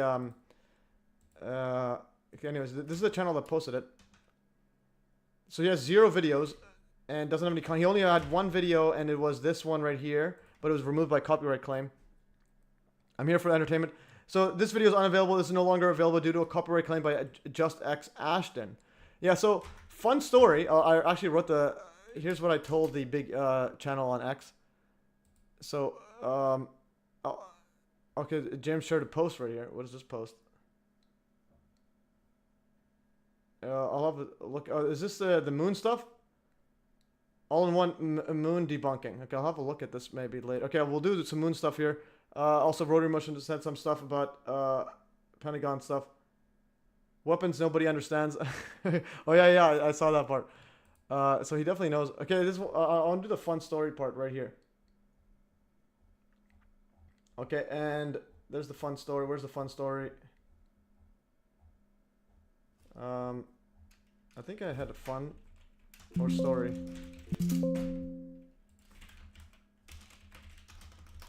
Okay, story. Yeah, so here's the story about that debunking video. This one right here. Debunker, debunker.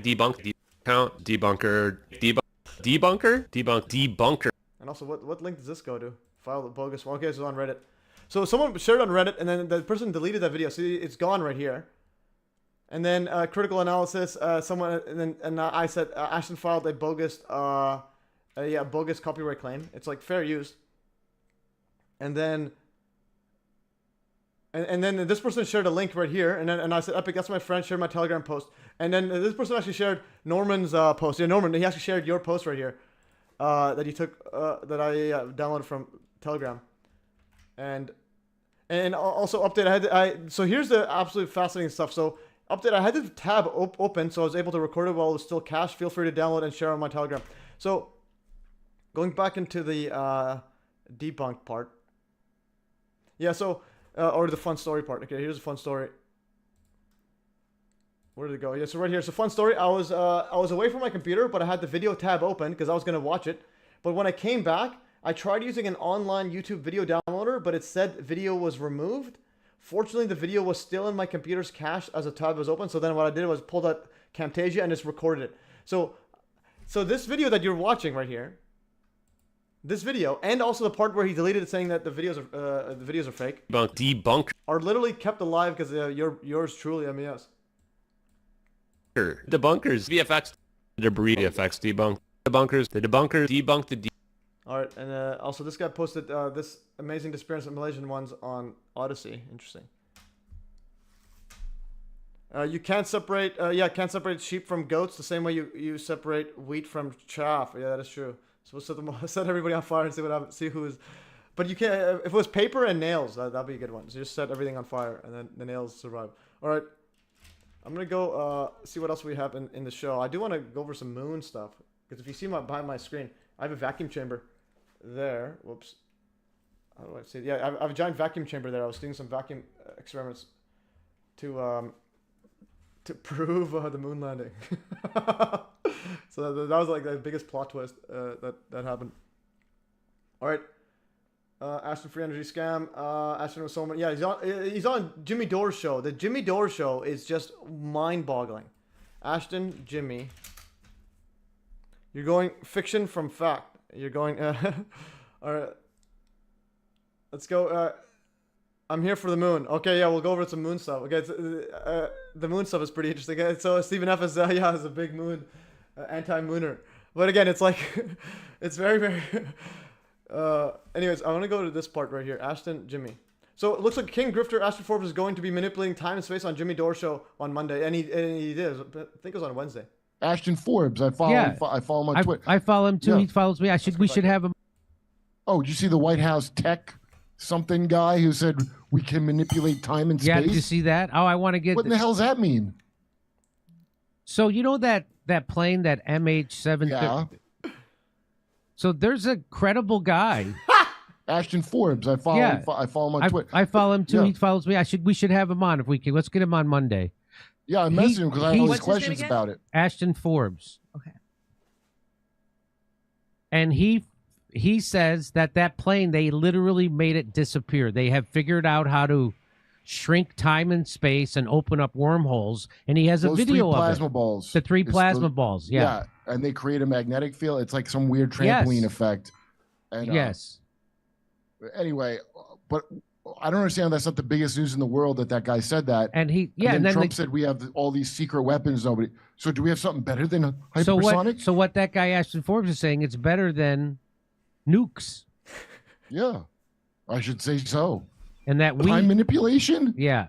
All right, look at these guys' eyes. My goodness, he's about to blow up. Okay, so this is what I mean. Better than nukes, better than super advanced tech. Okay, so we live in idiocracy, not just from the mainstream, but mainstream alt media as well. It's just absolutely sad to see. So I actually tweeted I actually tagged Joe, the creator, and then he actually was laughing out loud, and he actually said right here, he should take a polygraph. I wonder if he would pass. I think he would. I think he would, because it's like the George Costanza. It's not a lie if you believe it. But here, this was Joe, the guy who created it. He says, "I told you Jimmy's Dore's brain was cooked. I effing told you." So it's the one good thing about the MH370 videos. It allows to see people who's gullible or who's pushing stuff. And also here, Jimmy Dore got the vaccine, so he's definitely compromised. Yeah, but he also says he got vax injured. So it's like, all right. And before he was anti 9/11, now he has the controlled demolition disinfo people on there, the explosive demolition people. So that was Jimmy Dore. But also, going back here, so Alan Force comments on Jimmy Dore's show, and he sent me an email, and he says, actually, let's see if my email's popped out. Let's go to the email. The heart doesn't lie, though. Marius is back on it. Okay. I think this is debunking. Okay, this is. Oh, Larry just commented on. Oh, thank you, Math Man. Let's go. All right, and go to the. Yeah, this one right here. So this is a title that Jimmy Dore has. The government has Star Trek warp drive technology right now. Ashton Forbes, and then Art Grafican, he's Alan Force, says, Jimmy, Ashton Forbes is a total psyop. If you're gonna buy this shite, all I can say is bye Ashton Forbes. And he puts links to MES. Let's go. And he has all the links everywhere in Ashton. Let's see what links he's sending there. And then the full playlist and more MES links. Let's go. Amazing stuff, Alan. Thanks for holding. Thanks for calling out Ashton and challenging Jimmy to challenging Emmy to correct for having the liar and grifter Ashton on the show.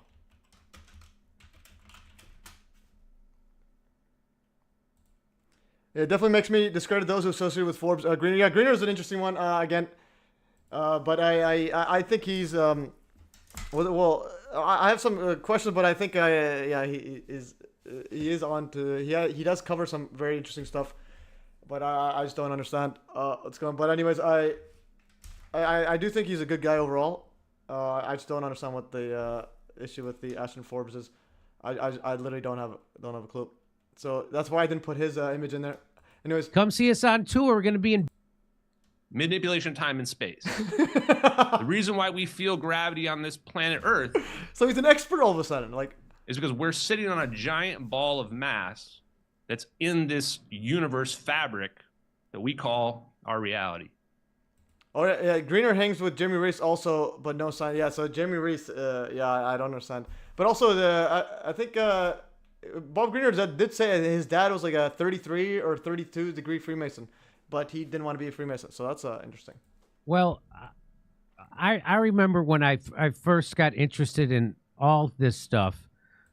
There is this latent energy, this 0 point energy that's out there that we can use it to tap into for energy, produce fusion the way that it's meant to be done, manipulating gravity, that we can produce a warp drive, which would be just like a conveyor belt where you're manipulating the medium. Like that doesn't get written up that way. In fact, you know, he's friends with a lot of these UFO community people who I've now realized, if I'm right, they're all pretty much big frauds trying to push this whole alien thing. And turns out Booker's got in touch with him, got inside his head. In fact, you know, he's friends with a lot of these UFO community people who I've now realized, if I'm right, they're all pretty much big frauds trying to push this whole alien thing. And turns out free energy was on the table and they've been hiding it. So I think they got in his head and they, you know, this is what they do. Because podcasters tell me every time I say I'm going on XYZ show, they'll say, I get a message from saying, I got these emails from these people saying, you're a horrible person. Don't platform this person. If you platform this person, you're going to look bad, whatever. What? Like the one Alan Forrest just sent. Yeah, but like he's literally telling them that he's getting a pushback. I'm like, that's because there's regular people saying this guy's literally psycho. And also, Steven S says, Bob passes Judy Wood test. There's not other tests. Well, that's a big test. So that's why I can't put him in the same group as the other ones. Greener says he refused to be Masons because he wouldn't agree to secrecy. Interesting. And there's no other test. Well, there's other different tests. Like I have ones which is like talk about Judy Wood, like make it more directly like as an actual like make it very, very obvious to anybody that you are a Judy Wood and 9/11 supporter. But also I think even Judy Wood also fails some tests as well, which is Judy Wood doesn't fully fulfill her own litmus test, which is your name alone is pretty big where you gotta make an appearance once in a while.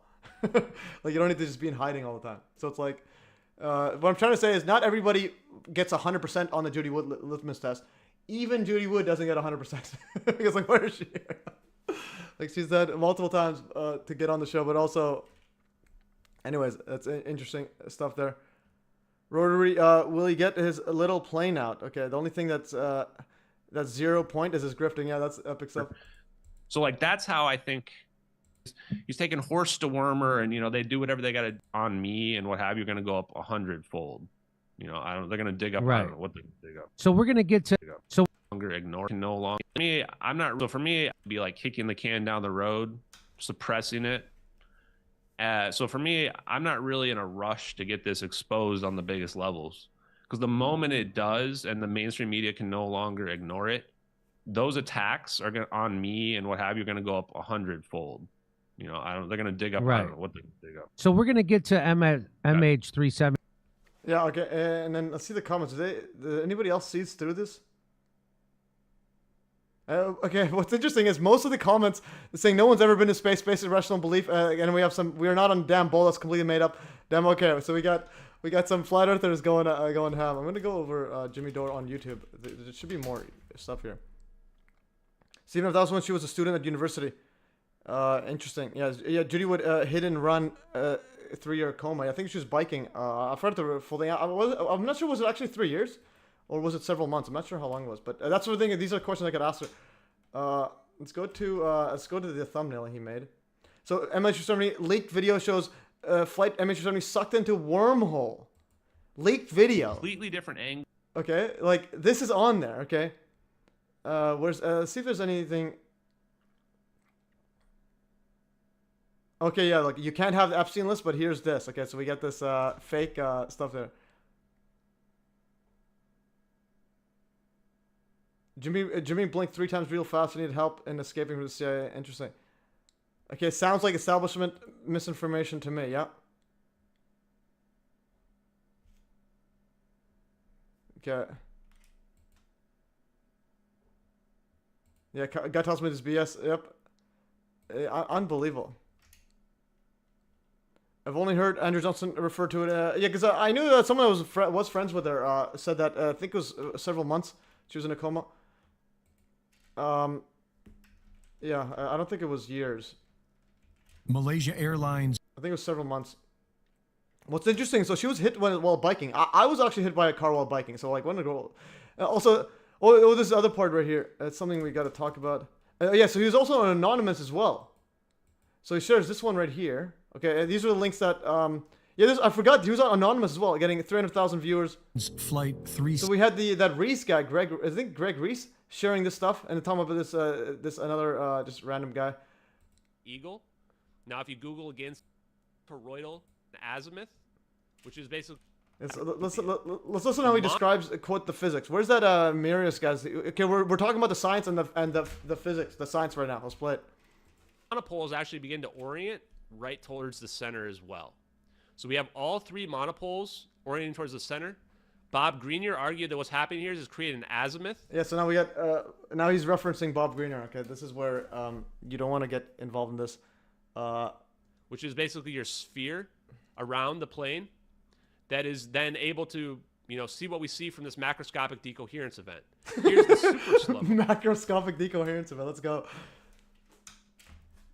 The coma, I think, is an essential part of her story, the idea of desyncing from society, which allowed her to see right away the gigantic falsity of what she saw in 9/11. Yeah, that's that's more of, I think, storytelling, because I did talk to her, and from talking to her, she seems like the person that wouldn't have bought into the society part, just from that specific stuff, because she's very like meticulous in terms of like physical phenomena. If she's making a point, but speaking about society, but she also falls in the MAGA crowd. So that's it's like and voting and so on. So she still believes in the politics. So that is interesting. So anyways, that's my only. It's like I need to have like a MES litmus test. MES litmus test is. It's like Judy Wood's a real deal. 9/11 do a 3D image projection. Let's say gyroscopes are anti-gravity and free energy. HUDSON effect is real. Ashton Forbes is a complete and utter clown. MH370 videos are literally 2 cartoon videos. Okay, let's start. What is gravity? Oh, okay, let's go. Gravity is that's a good question. That I think is just incoherent magnetism. And what's that?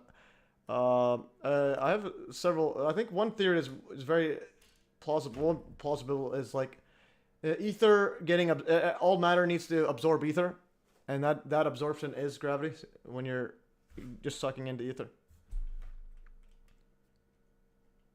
Okay, Stephen, maybe as she saw it happen at home, and from there she saw the issues. I spoke to Dr. Drew for 6 hours. Yeah, all of it.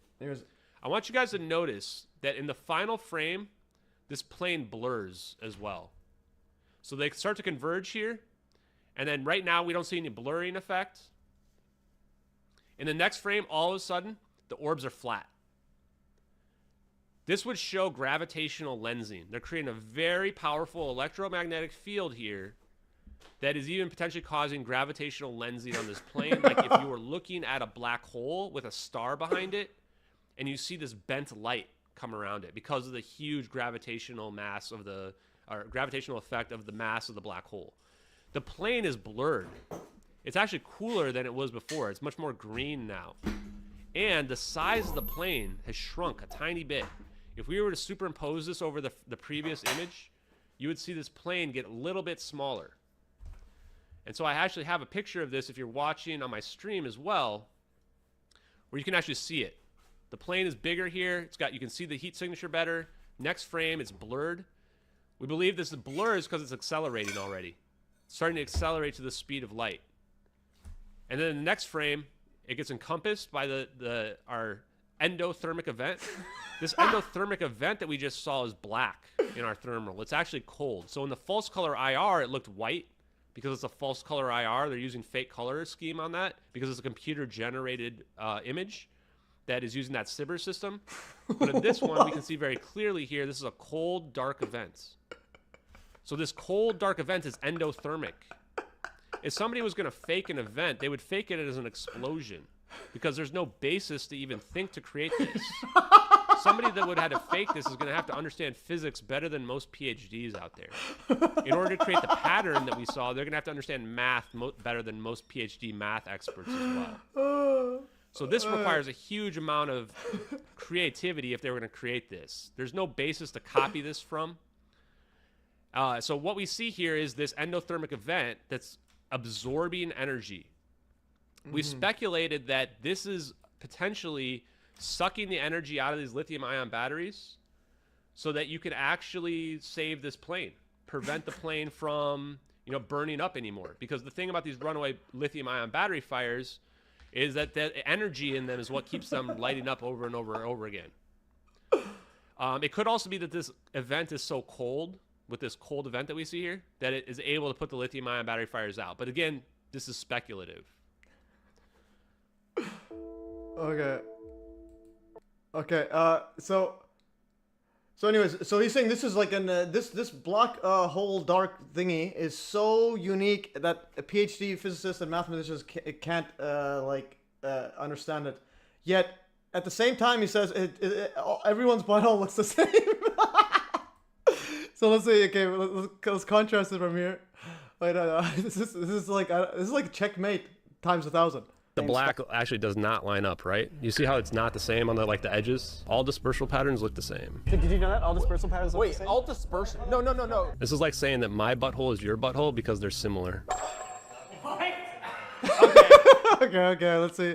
Now go back to this one here. He's saying that it's a cold event, PhD. So what we see here is this endothermic event that's absorbing energy. We speculated that this is PhD. Let's see the PhD.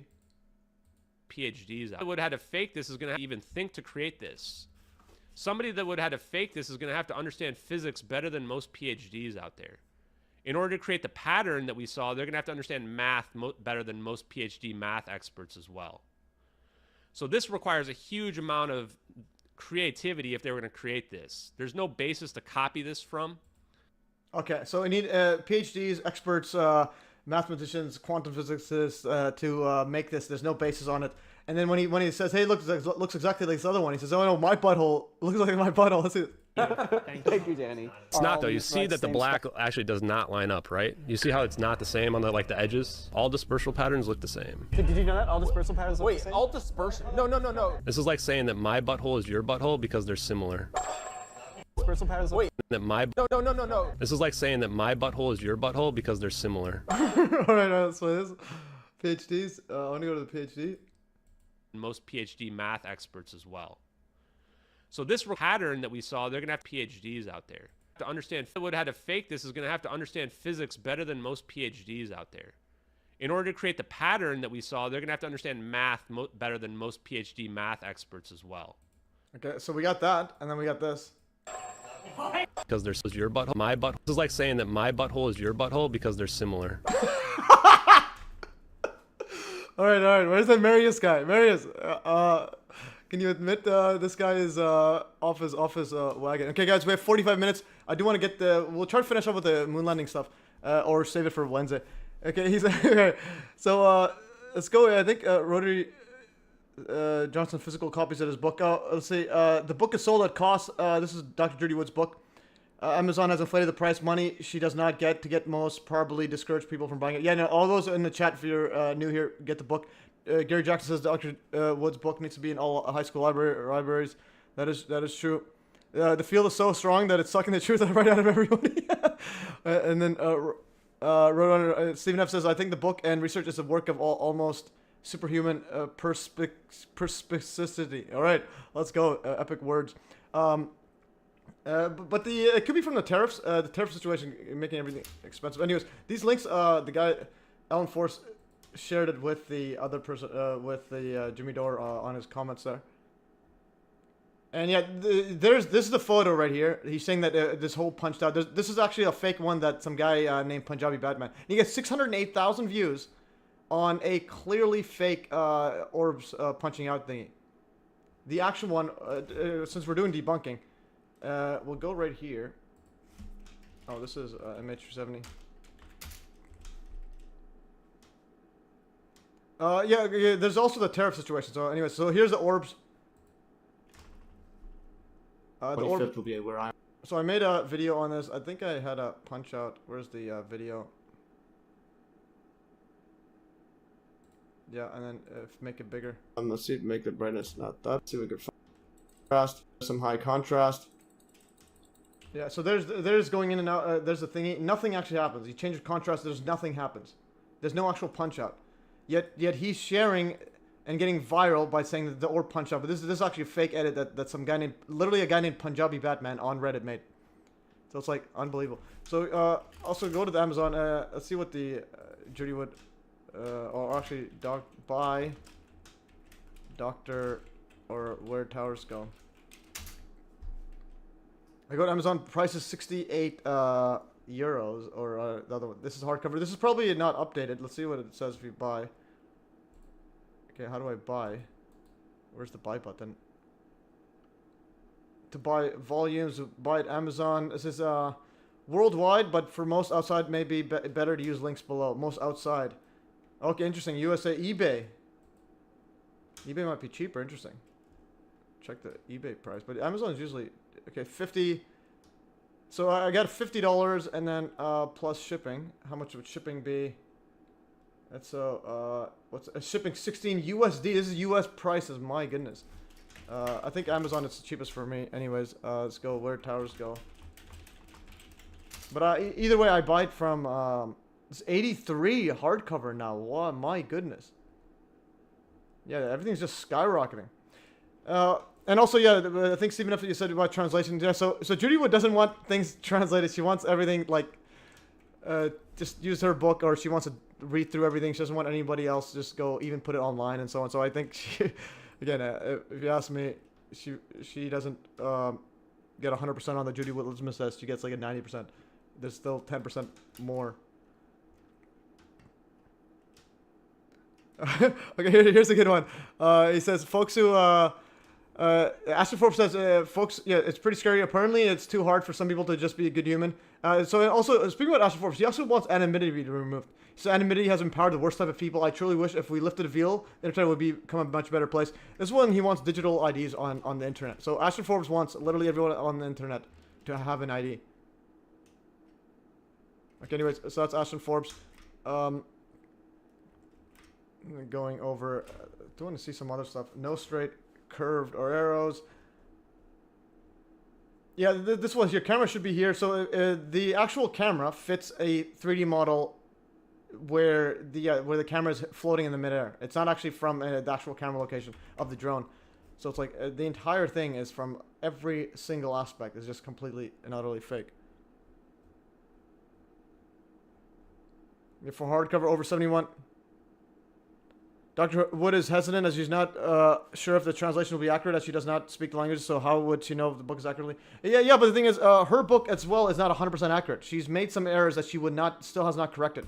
For example, when she said that no cars were moved to FDR Drive, that's something that she could update and then also update, make a new version.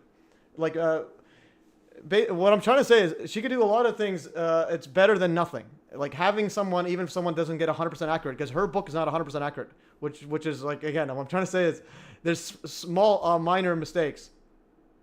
Yet she can update in a future version, even some typos, and then get the ball rolling. Well, people will have multiple versions, like each time the latest one, and also have a official PDF version on her website where anyone can go and share and see online. So basically, what I'm trying to say is, yeah, and let's say there's an error and so on, or someone did a translation that's really bad. She could retroactively find an error and then issue the person a cease and desist, or put on her official website, this translation is bad, or so on. So like, doing that is better than doing nothing. It's like, again, here at MES, I don't want to ever tell people not to do stuff. Someone wants to translate my work, they can go and do that do that and so on. Second edition is a better cover without that shite font. Interesting. Will you find a redo of all the books that are still available? Show this article. redo of all these books. Helping understand this. The redo? What do you mean by redo? Yeah. Like the re-updating. But again, her book, she has copyright stuff. If she, I literally told her when I did the phone call, yeah, if you wanna, like, I suggested, yeah, I could put it online, and then I could help her with all that. Like, I literally will do, especially the online part. I can literally put it all online as an official PDF, and then help her update the versions so that. It's like, it's like, you know, I can help her update, but also help find funding as well. So it's like, if we get X funding, they all get shipped, or they all get produced and so on. Basically, what I'm trying to say is, like, if we keep standing on the sideline, don't expect anything to change, especially when her name alone rallies the troops. Okay, let's talk about Dan Winter and what winter is, what gravity is. Well, I do want to check one thing. Again, this is off topic. I'm just going to go with Ashton on X. Just X action. Again, Dan Winter. I'm asking you, what... You're just saying search up Dan Winter. We're talking about gravity or talking about Dan Winter? Pick something. What is gravity according to you? Let's say Dan Winter. Did Ashton talk about Dan Winter? Latest. On X Space today, Dan Winter said that Hal Puthoff wanted to mentor the next generation Dave Rossi. If Hal Puthoff is the final boss, then he's also simultaneously helping us because Dave helped me more than anyone to understand the physics.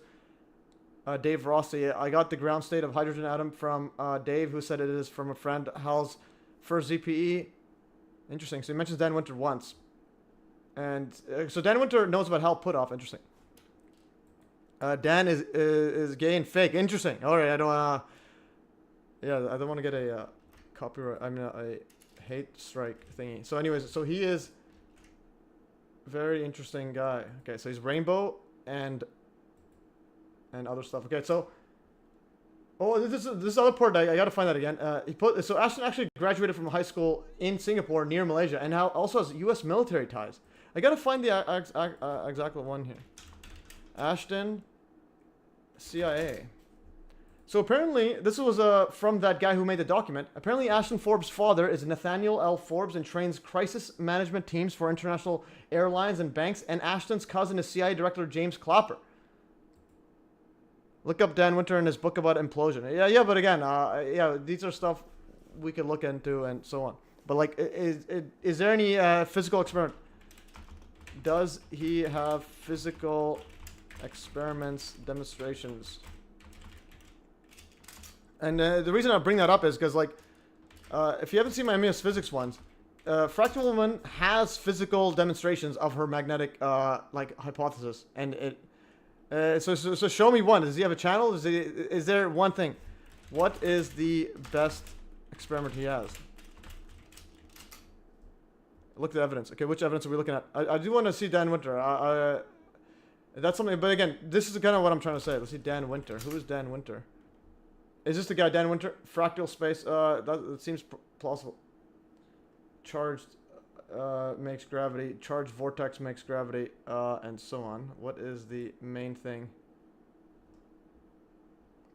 3D fractality and so on. And we're doing brief history of, quote, God, Sirius ET, origins of Earth with Dan Winter. All right, let's go. Real physics of ascension. Okay. So basically, let's check about 9/11. Is there any mention that? Okay, talking about ETs, but 9/11. Judy Wood, here's my, like, I'm like really stringent on everything. Okay, so Judy Wood, so he doesn't have that. Hutchison effect, pyramid powder. Is there any Hutchison effect stuff? Pyramid powder. I may have seen in some of the videos on his, but with, like, unwittingly. Pyramid powder.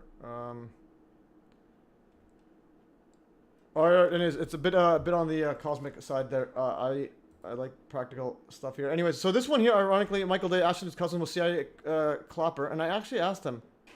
I want to ask him and get the actual link. So Ashton's cousin was CIA Director James Clapper. Forbes grew up in Malaysia. His father trains crisis management teams for international airlines and banks. Like I say, Malaysian Airlines helping manage one particular Boeing 777 that went missing in 2014. So this is Nathaniel L. Forbes. So how do I find if he's actually related? I'll ask him right now. Do you have any more info on how Ashton is related to Nathaniel and James Clapper? Any resources would be appreciated.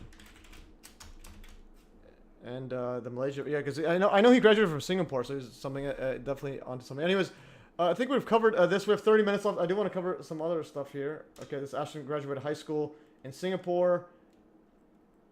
Okay, and free energy scam, giant document. Yeah, the butthole one. I need to post that there. I thought his actual last name wasn't Forbes. Interesting. Possibly, but or if he's CIA connection, that's a different story. All right. Serbs. This guy goes into.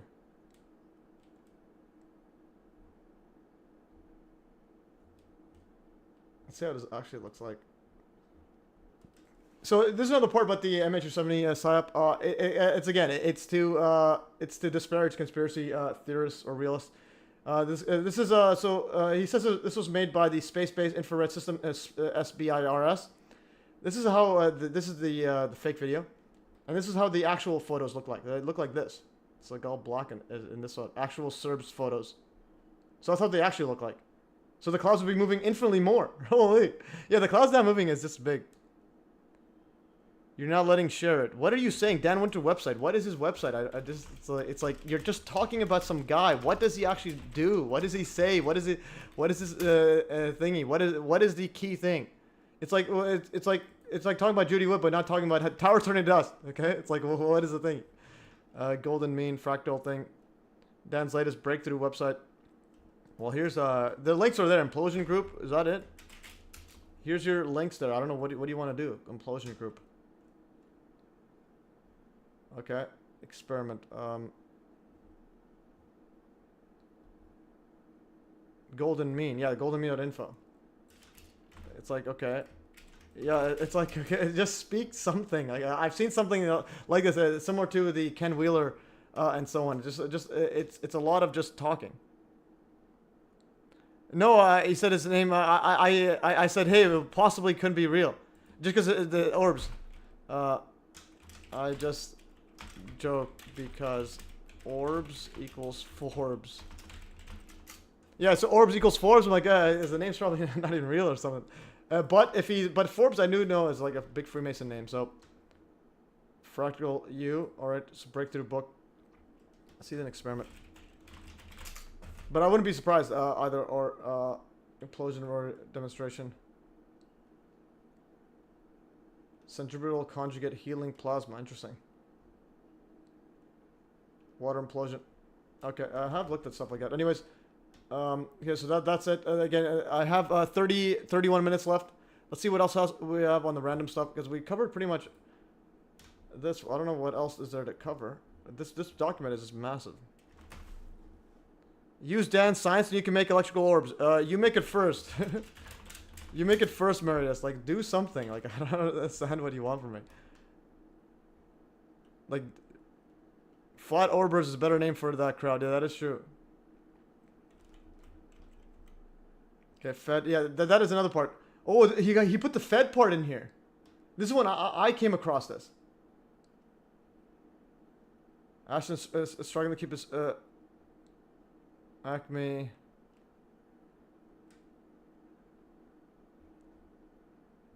Okay, because he does mention Fed. I think I found his like burner account earlier. All right.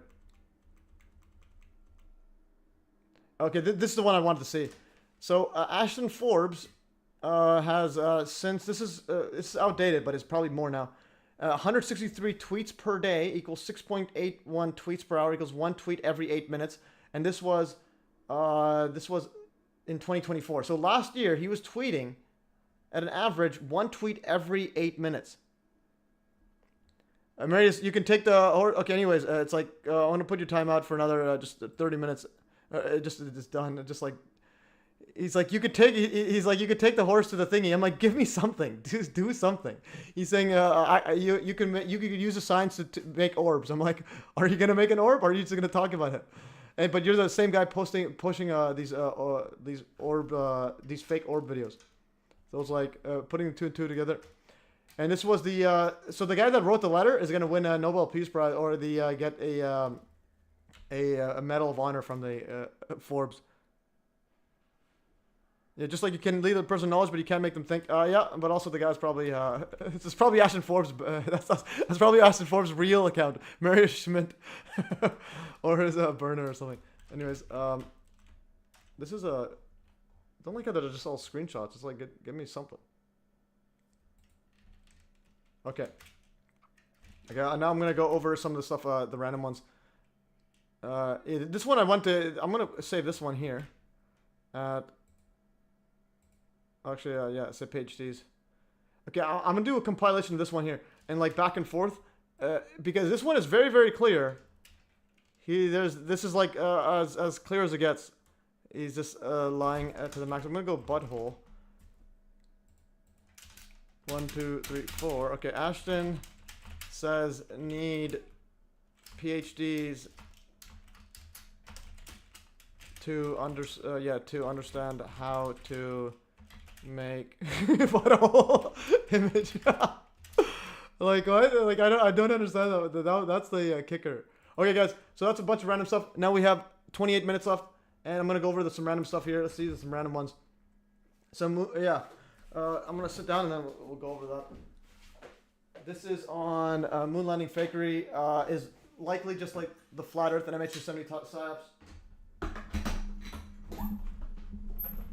The horse may brush its teeth, but it will not rinse the brush. All right, interesting. That's a interesting analogy. All right. Another one is like bots are bots. Yeah, bots don't admit they're bots, unless you actually they might actually. Anyways, yeah, my brother actually sent the video of the let's see the one where. Because I was late to the stream because yeah, okay, there it is. I was late to the stream because I was at the park with my brother, and I have a boomerang, so I throw the boomerang. I make this normal speed. Yeah, you can see this right there. It's like a bird. It's flying. It comes all the way back. Where is it? It's flying back. Oh, I almost caught it. Okay, almost caught it. Oh. Look at that flying around, my goodness. Yeah, so that's pretty, it's a flat orb. Yeah, so guys, there's an orb flying around, and it's defying, I think it flew around a singularity. And so on. Yeah, so Ashton Forbes is one of the funniest guys I've ever seen. All right. Okay, so here's some stuff here. Also, this is a mystery object close-ups I think they found.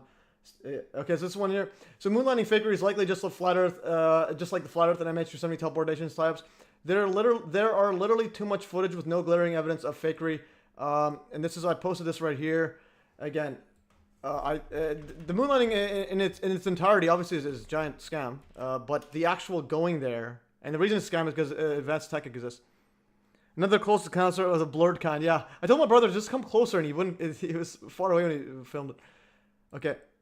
So here is, according to Grok AI, there are hundreds of hours of footage, 100,000 hours of radio and audio recordings.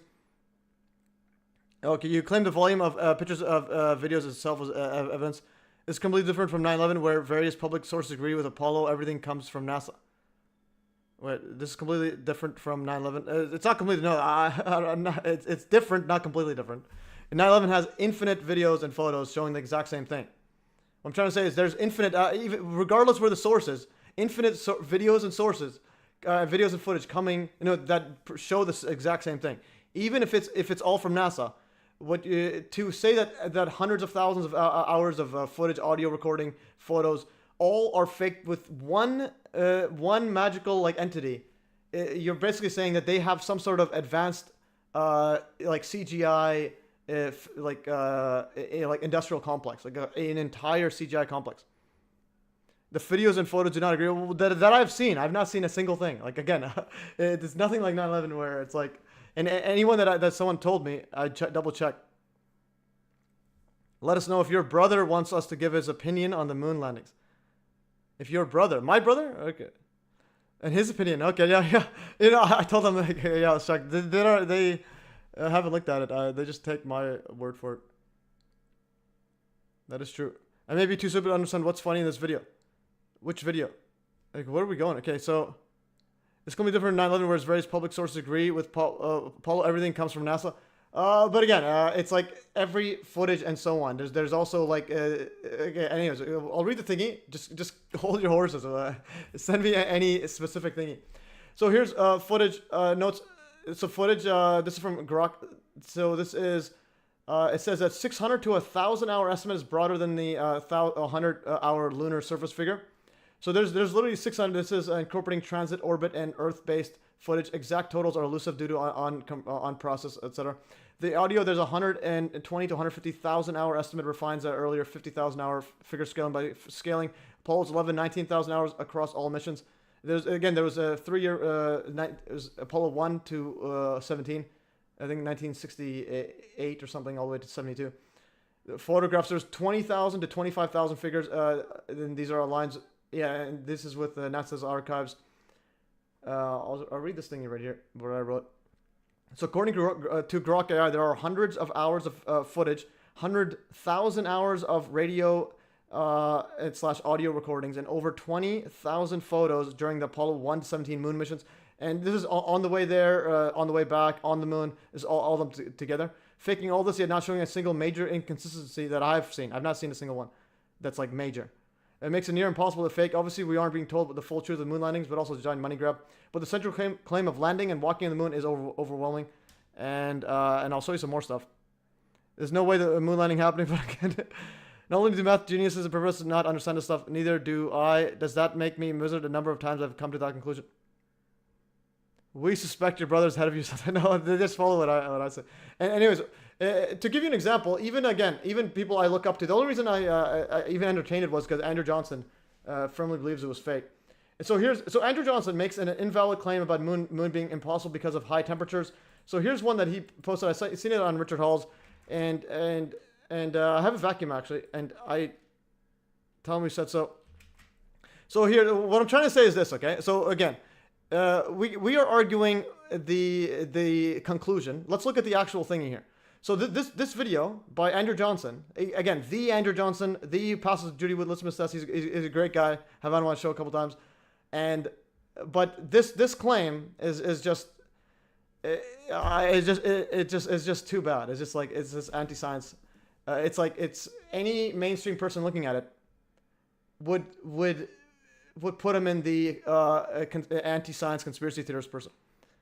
Okay, so one claim of a moon landing faker was made by the Andrew Johnson, whom says that the famous Charlie Duke family photo would have crumbled up on the hot surface of the moon, which is thermal rates of differential expansion of different elements, photographic. Again, I haven't answered it. I'm saying nothing seems big. There's different rates of thermal expansion, and it's warping a tiny bit. What I'm saying is, yeah, it's different, but I'm saying the difference is probably negligible. It's probably like completely irrelevant. I don't see it playing any actual important factor. And again, so you're just saying they're different thermal. What's the actual claim? So you're saying they're different thermal ones, but they're different in every single thing. There's difference right now, and different. Just put stuff in the sun. I have a vacuum chamber right now. But I do need to get a different heating source because it doesn't work properly. Anyways, so when you make a statement that doesn't actually have a clear, definitive, what's the actual conclusion, what's the actual reasoning behind it, then there's nothing to debunk. There's different rates. So there's different rates of crumbling. And what if they're not significant? What if they're tiny? So anyways, so here, so this is okay. Buttholes are like snowflakes. Each one is unique and beautiful, but in many ways they're very similar. Anyways, guys, one claim about moon landing fakery was made by the Andrew Johnson, whom says the famous Charlie Duke photo would have crumbled up on the hot surface of the moon. And this is the reason he says. Let's watch this video. You know. So he's saying the average temperature over the surface is 100 degrees on the moon's surface. In daylight, the photo would crumple up almost immediately. Let's stimulate. Okay, so anyways, a genuine photo on the moon. This has nothing to do with shadows. The impossible family photo of astronaut Charlie Duke with an average temperature of over 100 degrees Celsius on the moon's surface. In daylight, the photo would have crumpled up immediately. Let's simulate this. Also, it's in a plastic there as well. It might have had some thermal resistance. But anyways, let's play this. With an average surface temperature. Now this, when I saw this, I came across this a couple of years ago. That is just brilliant. That is genius. Genius simple. Genius simple. Nothing to do with shadows. The impossible family photo of astronaut Charlie Duke. Nice little, American apple pie. Family, With an average surface temperature of over 100 degrees centigrade on the moon's surface in daylight, the photo would curl up almost immediately. I thought I'd test this. So here we have a family photograph, and over here we have an oven, and this oven is set to 100 degrees centigrade, and I'm now going to put this photograph in the oven. She's cooking some of my dinner, and then I'm going to watch it through the glass.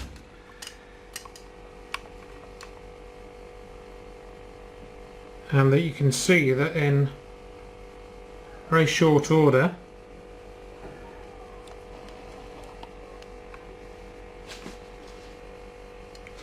trying to get better light, but you'll see it when I open it. This is curling up within seconds. So I think that's a pretty convincing demonstration. And here it is. You can see it there curled up, and that's only at 100 degrees centigrade.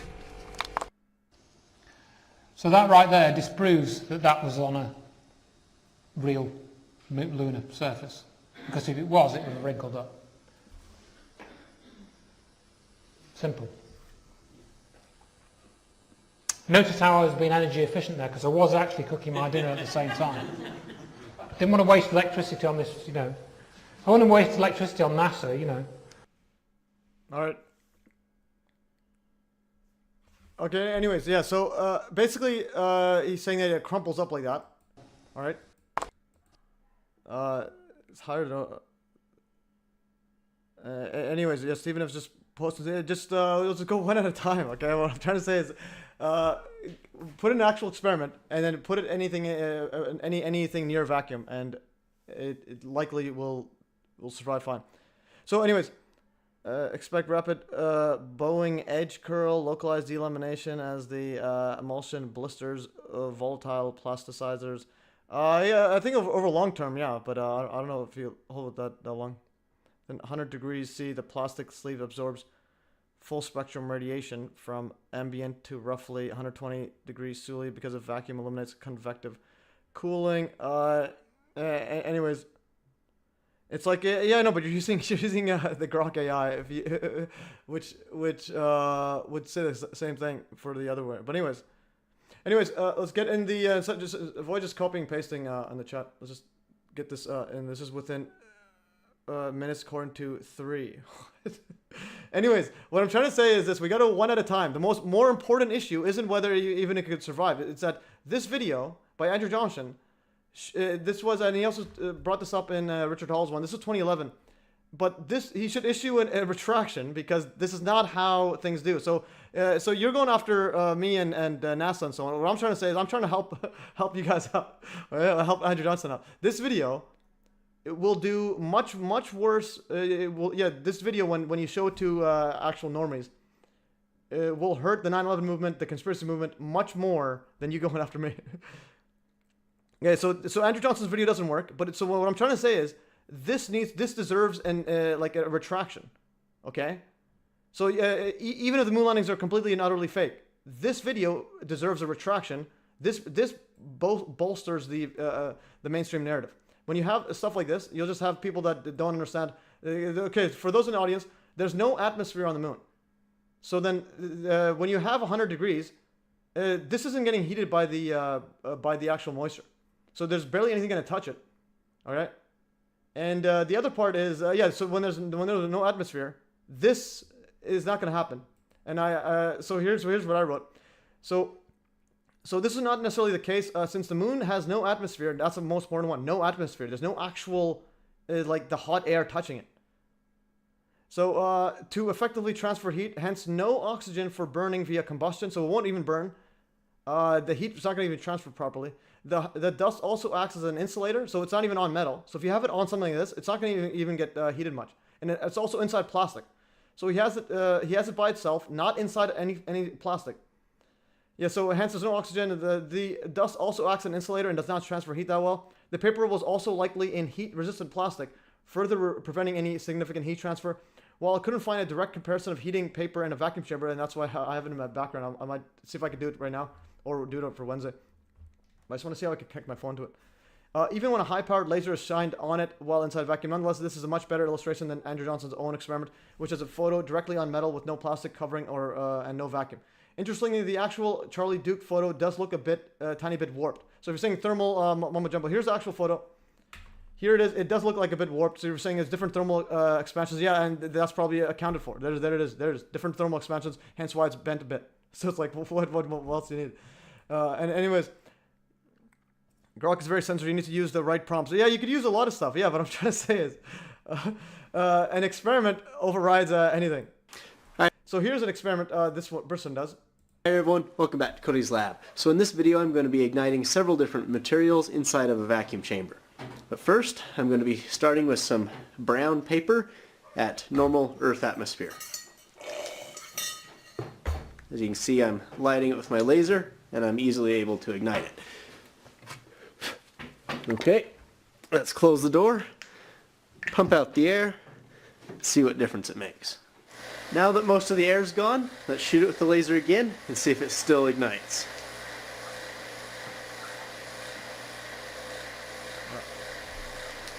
As you can see, there is no ignition. Which makes sense, because I've removed almost all of the oxygen. I still see smoke though. In fact, so let's get a closer look at that. Here you go. Safety first. Just put on some laser safety goggles onto the camera so you can see it a little bit better.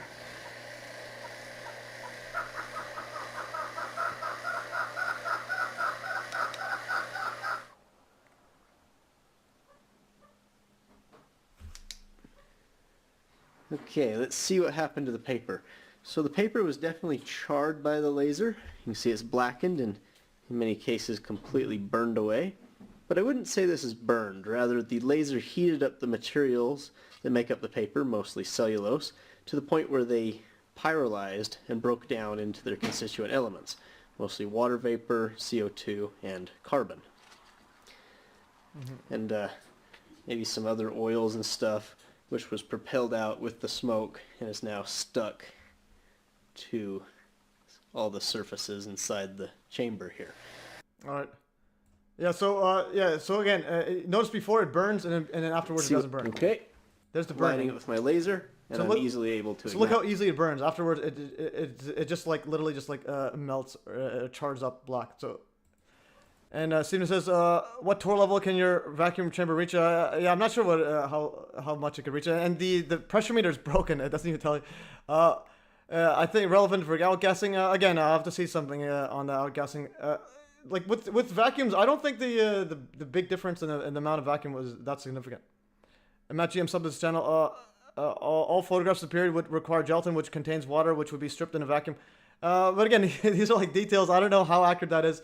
And I've put some photographs in mine from in the vacuum chamber. Nothing happens to them.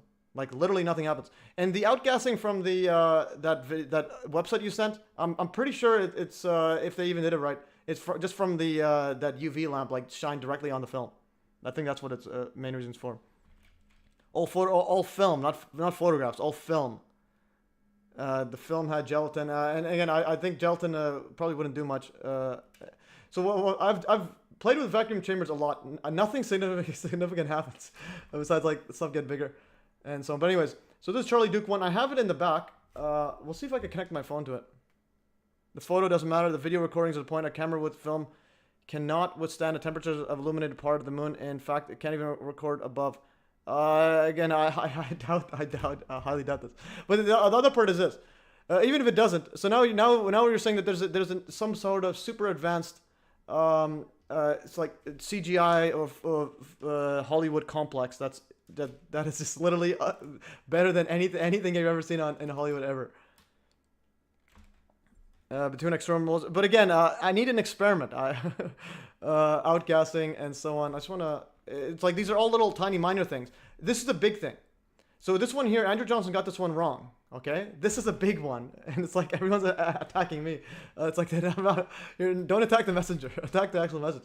Okay, so now I want to go to. There was a few other ones, and again the shadows. I want to go to the moon part here. I think the biggest part of the side of the moon is they spent the equivalent of like $500 billion, and it's all just to go to a rock and do nothing. All right, so I'm gonna go to the rock. It shows the photos. I can prove advanced tech was used beyond what Hollywood had general access to in a single line. Advanced tech was used? Yeah, no, so I'm saying these are all like not minor, but they're side issues. The main issue is going to the moon, like actually going to this rock that's far away, as photographed and radio footage and and videotapes. All coincide the same thing. So they did somehow, how they got there, those are all details, but they actually went there. That's again, that's to me, it's irrefutable. It's the same thing as a tower turning dust. There's just so many photos showing the same thing. So here's Apollo real time. This is real time replays of all of Apollo 11, 15, and 17, including transit, lunar surface, and return footage. And this one, see audio recordings. There's archives, 19,000s on this one's audio 11. And you could do some other ones. There's photographs right here. Flickr has 14,000 high resolution. Also with the raw data, they have the raw footage of every single one. Again, that's just all from. Again, all from. I don't care who it's from. If it's all from me, if all from the CIA, if every single one is from the CIA, it's like they have some sort of advanced fakery mechanism where or industrial complex where it's impossible to find any faults in.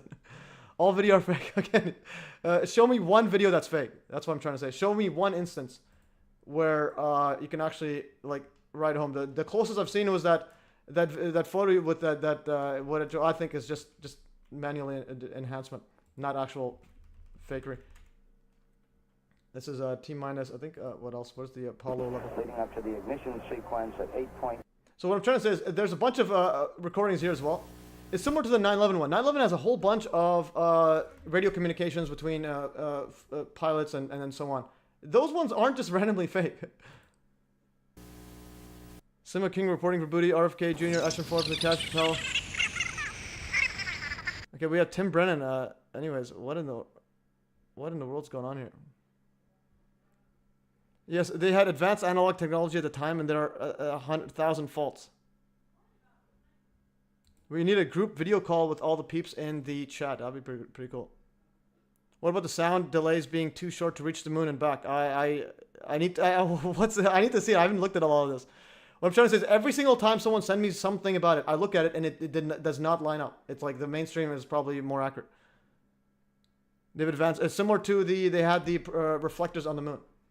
So going back here, so again, they have literally hours and hours and hours and hours of radio communication. So the question is, who are they talking to? What are they talking about? Or do they have some sort of advanced AI set up here that includes names of people, their job, everything they do? What I'm trying to say is this scenario was occurring in real life, similar to the 9/11 radio calls. The radio communications were being done. It's like. And then let's see, this one has 9 seconds. And this one times it with the footage. All the radio times with the footage. 50-second mark. CDR and LMP, panel 6 and 9, at mount off. 50 seconds in count. Let's see what else they have in here. I need to like understand how this works. Thank you, babe. LMP, VHS, increase it a little bit. Smooth countdown. How do I go 50 farther? seconds. Oh, this is how it is. So where's that? 30 from the time. Okay. Okay, that's that part. But anyways, the radio ones, it's something was being done. I'm gonna go to Apollo. This is a Hasselblad one. This is which one is these ones? This is Apollo 4. I'm gonna go. I had this. The other March to the Moon one is pretty good. Where's to the moon? The March to the Moon I like it because you can just go back and forth. So Apollo, for example, let's go to Apollo image galleries. I'm gonna go to the Apollo 11. So again, there's it's just the sheer volume of them. I don't care who they're from. They're all from NASA. It doesn't matter. They're all from Hollywood. It still means that every single one is all. And the thing is, inside them, I haven't seen anything major. But yeah, if they did land there, it could be they could have used advanced tech or advanced everything. Just so that the alt media could say, hey, look, the film wouldn't work and so on. But the thing is, the film stuff, I haven't seen anything relative. So anyways, and almost all the photos are just like regular terrain photos, and nothing's actually like trying to be Hollywood-esque. And this photo is as well, Andrew Johnson also in that video. I'm gonna go to the Andrew Johnson. He's talking about that this is in the shadow. I mean, he is lit up, but it's in the shadow. I'm like, this is just typical photography. And without the least interference having to cross Van Allen belts. Again, Van Allen belts, there's no issue there. Like, I don't understand. It's the bomb. Anyways, calm down, peeps. I'm gonna go over. The other thing, okay, now we're gonna go. I do want to experiment. We have 3 minutes, but actually it's a bit too late. But I do want to see if I can connect my phone to it. How do I connect? There's got to be a way. I'm gonna see if I can connect my phone directly to. Just so you could see my vacuum chamber, and we'll see if we can do one vacuum experiment. What about the film of Apollo? Again, well, it's like, what about these? I'm saying the photo, that photo of the that family portrait is what I'm focused on. Like, there's just so many things. What should we look at? Do you believe the astronauts operated the camera left on the moon by some remote control? I don't see why they wouldn't be able to. And what about the film of Apollo 15 landing module taking off on the return trip? These ones I haven't looked at. I do one at a time and then build from there. I just don't see like how anything obvious could work.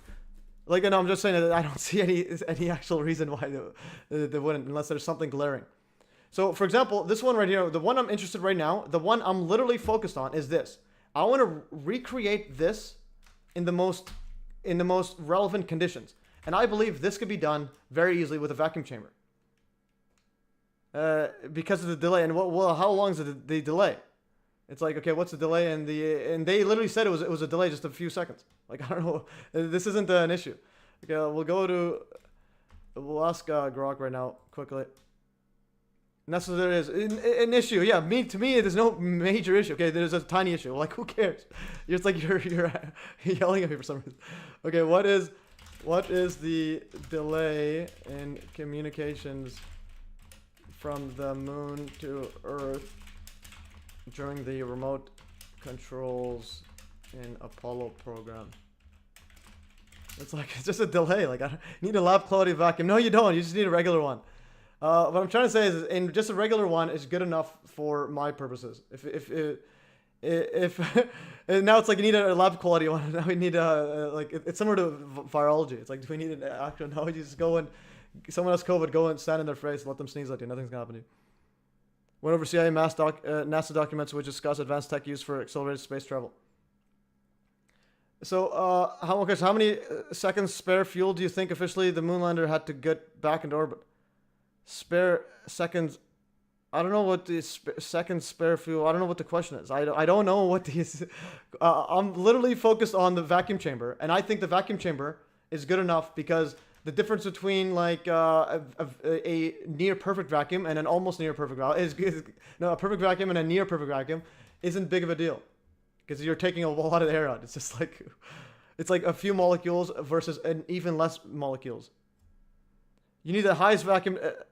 And no, you don't. Then, if we need this, what you're basically saying is the only way to validate this is literally go to like a laboratory setting or in space. So it's like, okay, so Grok AI, do they have those experiments? How do you know Grok AI's experiments are correct? have they done any outgassing experiments in those? I'm saying in typical heat transfer, there's probably not a big difference between a low vacuum and a perfect vacuum. It's like now when it comes to outgassing, ask your AI. But you're asking AI. I'm like, okay, anyways, it's getting out of hand. Just calm down. Like, I'm saying, for example, if you're saying you need a perfect vacuum, so then this website that you recommended is void. So this one is completely and utterly void. So this one, this entire thing is void. But first of all, they put it in a vacuum for 4 days for some reason. And they have the heat shining directly at this like plastic camera film or just the film by itself. And so if this is outgassing, it's probably just from the heat. So I'm like, what are they even doing?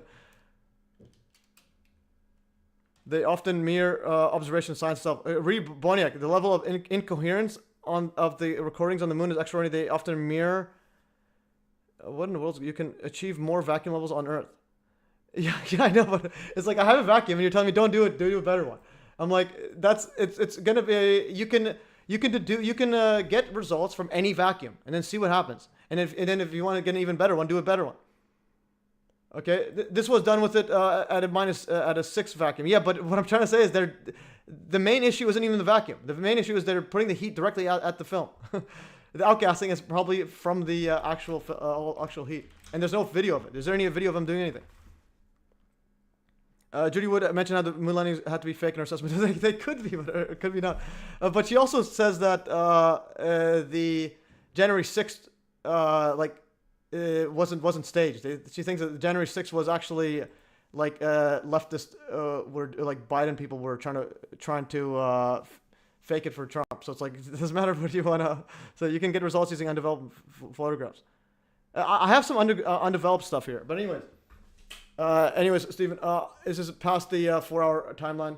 I was gonna hopefully to do a vacuum experiment, but I don't like how you're saying don't do it. And here in MES, everyone do your own vacuum experiments. And the difference between the different levels of torque, I highly believe it doesn't change much. It's like because it's when you have vacuum, you have literally less molecules versus even less. We're basing our understanding on an atmosphere of which understanding is based on information in the same group. Yeah, but the thing is, I have a vacuum chamber right now. You can literally do this. This sucks. Yeah, that is true. The vacuum does suck. So, and also these guys, if you watch a debunking one, they're clearly liars. So they have a heat source on this for like hours. And they have, and even from all that, you just have like a little slight difference. Like, who cares? And why are you getting a super bright one? I want to get an actual like dark spot in the background. The vacuum experiment on the photo will be interesting. Please do it. I did do it yesterday. Nothing happened. It's significant. It's like you have to like the actual. I have some undeveloped ones. I have. I think I have. Yeah. Oh no. I actually have some undeveloped ones. I have some from John HUDSON. I'll bring it out right here.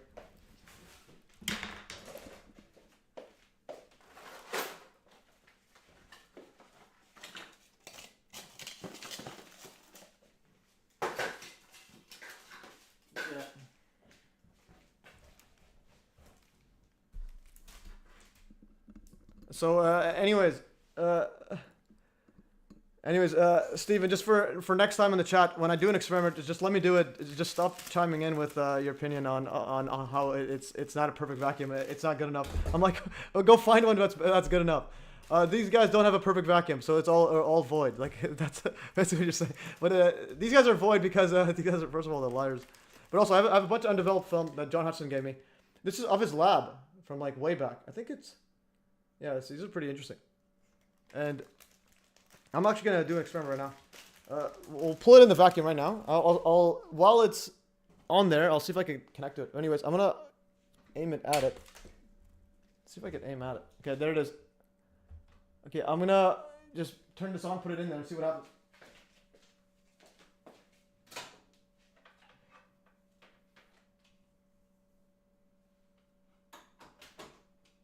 Alright, so here's this, and ooh.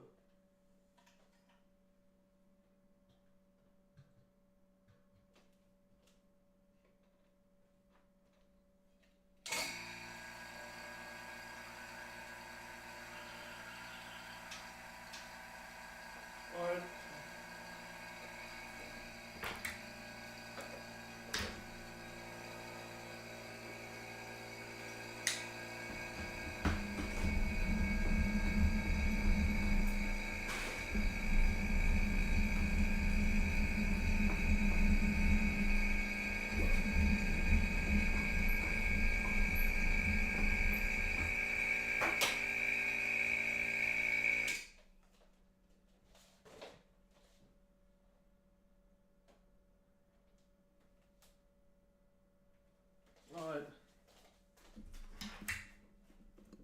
Anyways, Stephen F. Yeah, I'm literally on that page, the gassing up. So he says, if you scroll down to Allah's page, you'll see how the demo's 2024 experiment with the stronger but orders of magnitude less than the moon appears to be damaged. Again, it appears, I don't know what he did. And is he putting the heat directly on the film? And also, there's no video of him doing anything. Where's the actual video? Where's anything? Where's literally anything? And so here's an outgassing thingy, but I'm pretty sure he's heating it up. So I have it in mind. I don't think anything's happening. So it turned out. So mine's in the vacuum there, and the question is, what is he actually doing? Where's the unedited footage of all this? Where? So basically, what I'm trying to say is, this guy's experiment is just irrelevant. And like this photo right here is of outgassing. What are you actually doing? Where's anything? Here's a photo of something that I don't. Is it even outgas? Is it just like is just like plexiglass just a bit foggy? What is actually happening? Nothing. Like I literally have a live stream right now that shows you the vacuum, and I could pop it out and see what happens. But once I get some just see how it is, I might do like an actual video. I even have a tripod too. So I even have a tripod where I can put it on there and time lapse the whole thing and see if there's anything happening. But I think I'll take it out now and just see what happens. So with my experience with vacuums, if it doesn't do anything right away, it's not gonna do anything long term like significant. and I'm pretty sure this one is just from heating. If they did this correctly, it was from the UV lamp shining on for like hours and hours. I'm gonna just check it over right now.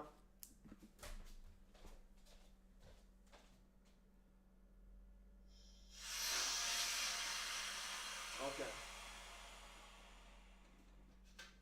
Oh.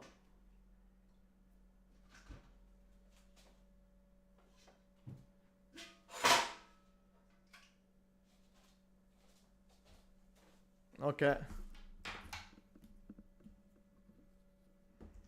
So I have this. I have that. And I don't see anything significant.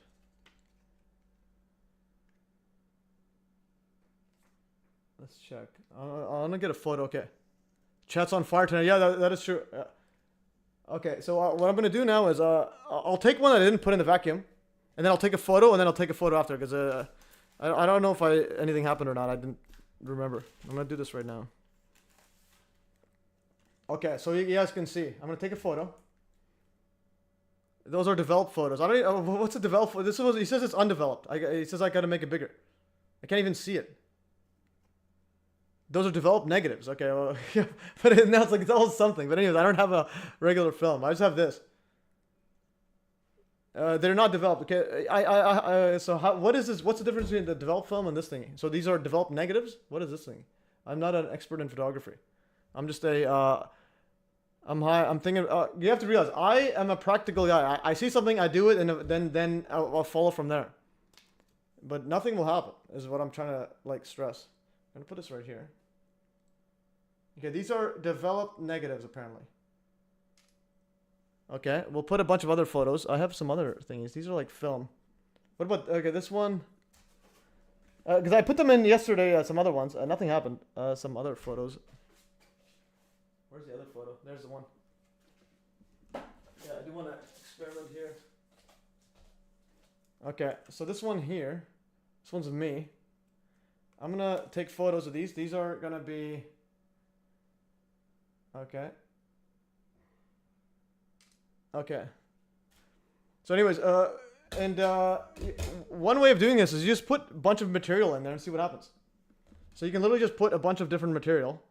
And let's say, even if I don't have it, I can go get what's an equivalent thingy, get some like gelatin and put in there. And again, nothing's gonna happen. I'll put this right here.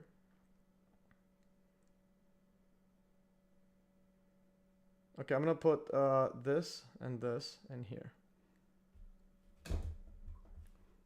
Okay, I'm gonna last one. Okay, so we have oh, there's me. I wasn't wearing any pants.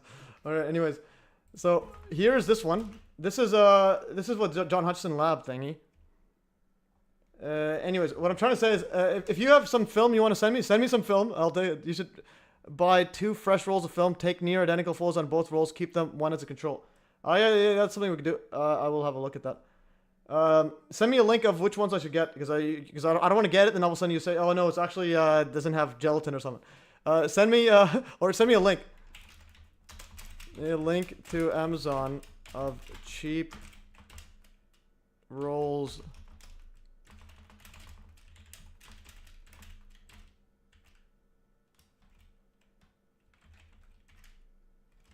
That are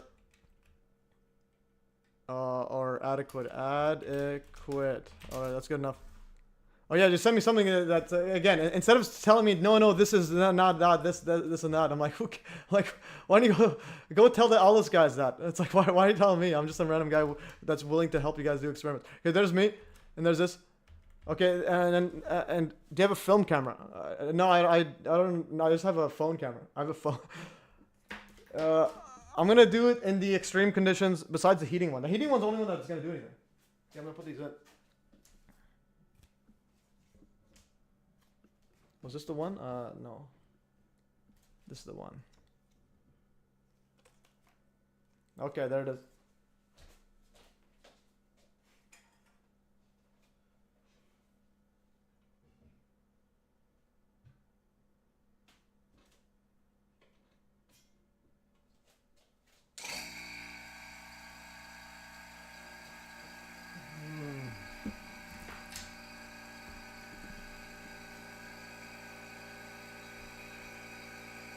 I'm gonna make this bigger.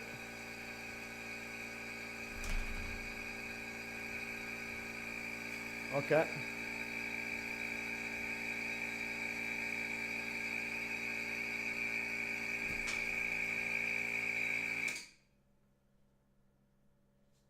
That should be good.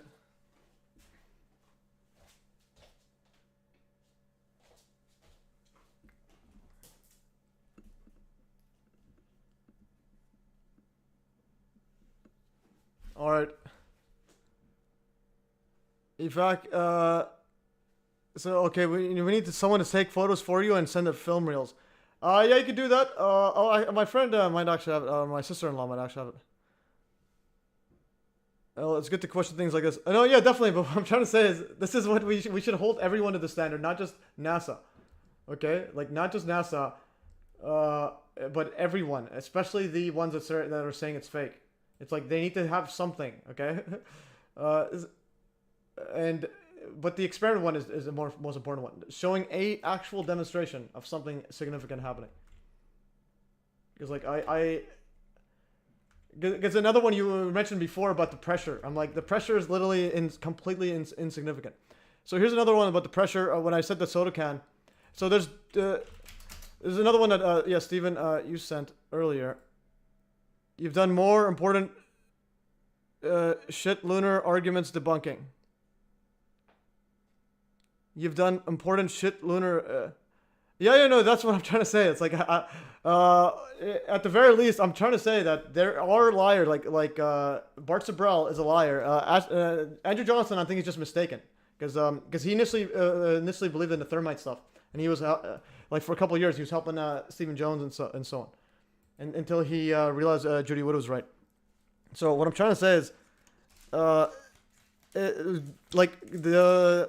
actually looking at every single claim and then stating the wrong, regardless of what my quote conclusion. It's not even a conclusion.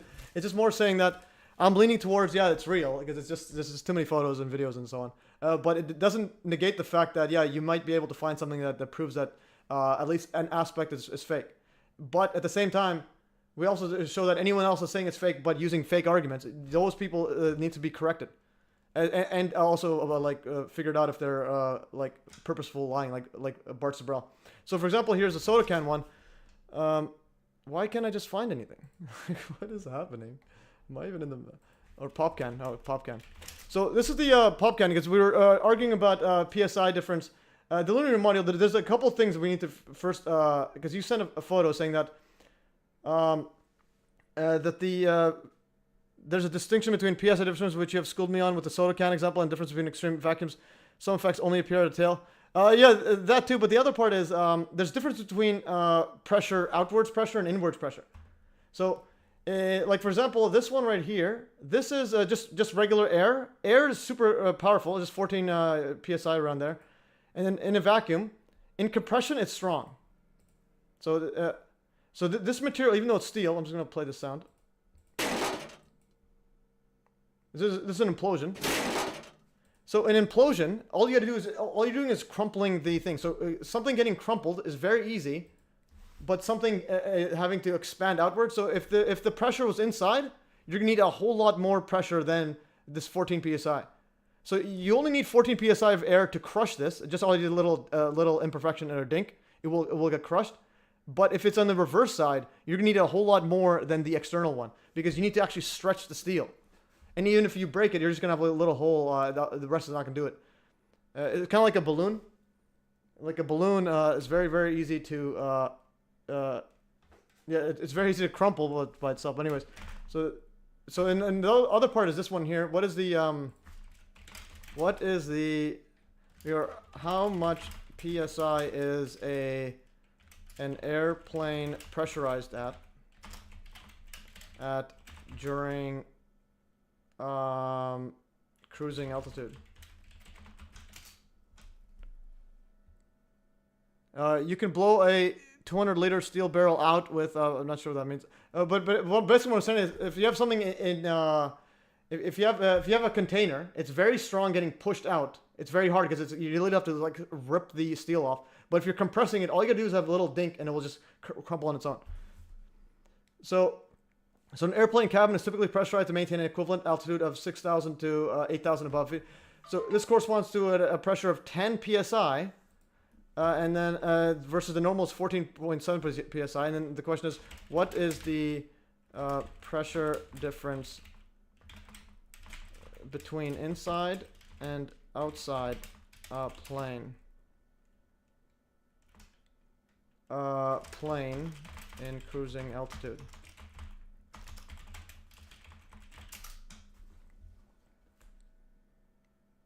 Okay, so the pressure difference is 5 to 6. So basically when you're flying in an airplane, it's 5 to 6 psi. Yeah, so about 5 to 6 psi according to Grok. And again, assume Grok is just generally correct. And then versus the lunar module is, what was it, 30.7 psi difference. So lunar module is like half the one that you expect just in a regular plane. And that one's designed to be more sturdy. Because it's like, they need to like literally survive according to mainstream stuff. Anyways, so that's that part here. And I'm gonna unplug it and see what happens.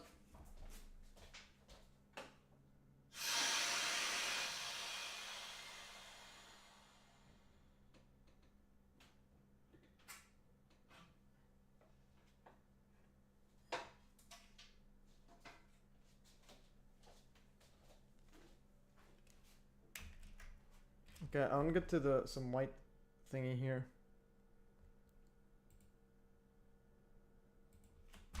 Okay, how come I had a white thingy? How do I have the white thingy anymore? I had a white screen background, now where'd it go? What did I have open? Okay, last one I got in the stream, but I'm pretty interesting in this thingy.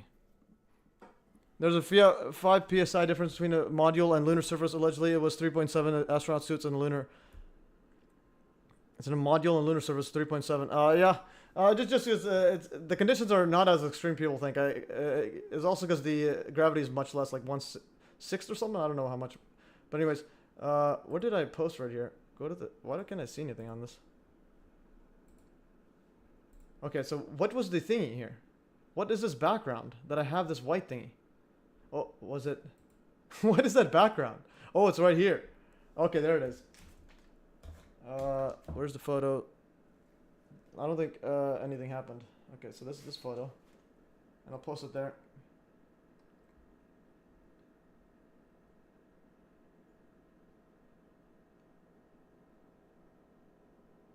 So basically what I'm trying to say is the degassing stuff, I think it only matters with the extreme heat that the those Alice guys were forcing on it. Where did I put it?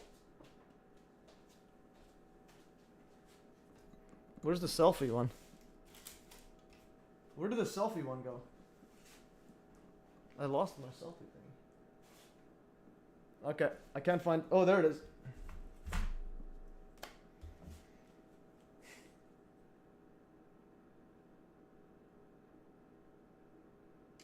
Okay. I'll put this on this. 1 Russian and 3 astronauts died in pure oxygen environment fires before. I heard about that one. The Soviets canceled using pure oxygen. It's all the one disasters. Yeah, possibly something like that is being done. But again, I just want to see like, so like the way I work is if I can't replicate it or find some like extremely reasonable reason for it, I just like don't really care. Okay, I'm gonna send this and this. Okay, after.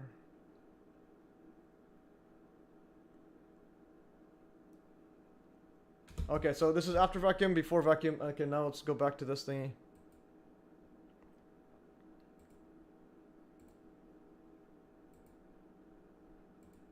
Okay.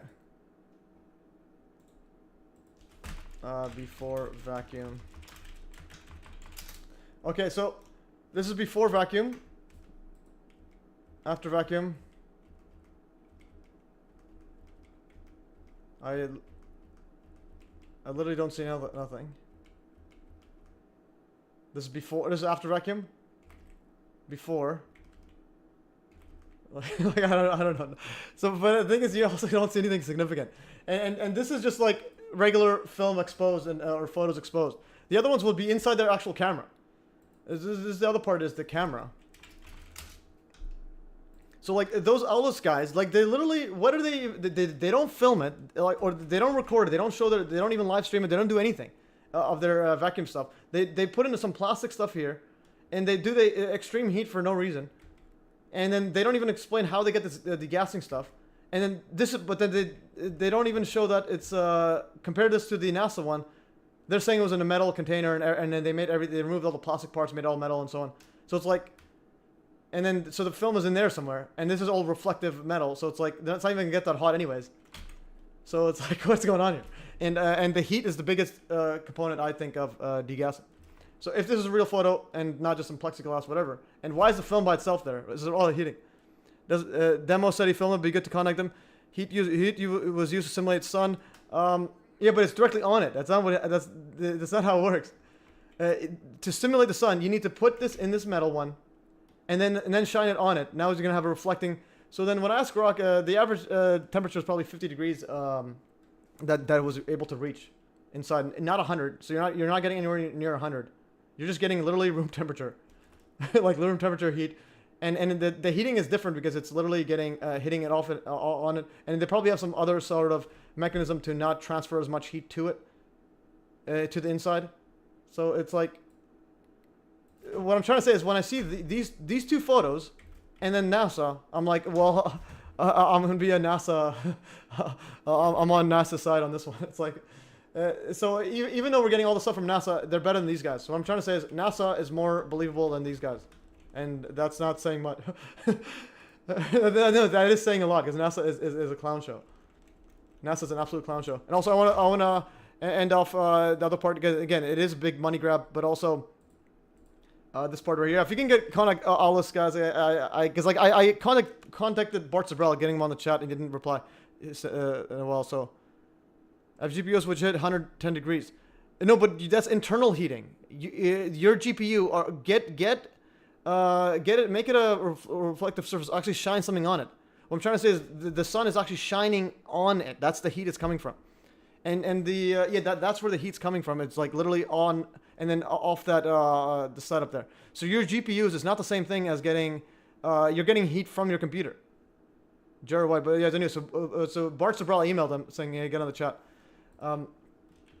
Yeah, so those are people I could email. I'll probably email Wednesday. But anyways, we're overdue on the setup here. So nothing happens. What I'm trying to say is on vacuum chamber, nothing happens. Even if you go extreme vacuum, it's like okay, now you have even less particles. So when they say TOR and all that, so I'll explain this one right here. Explain. Perfect vacuum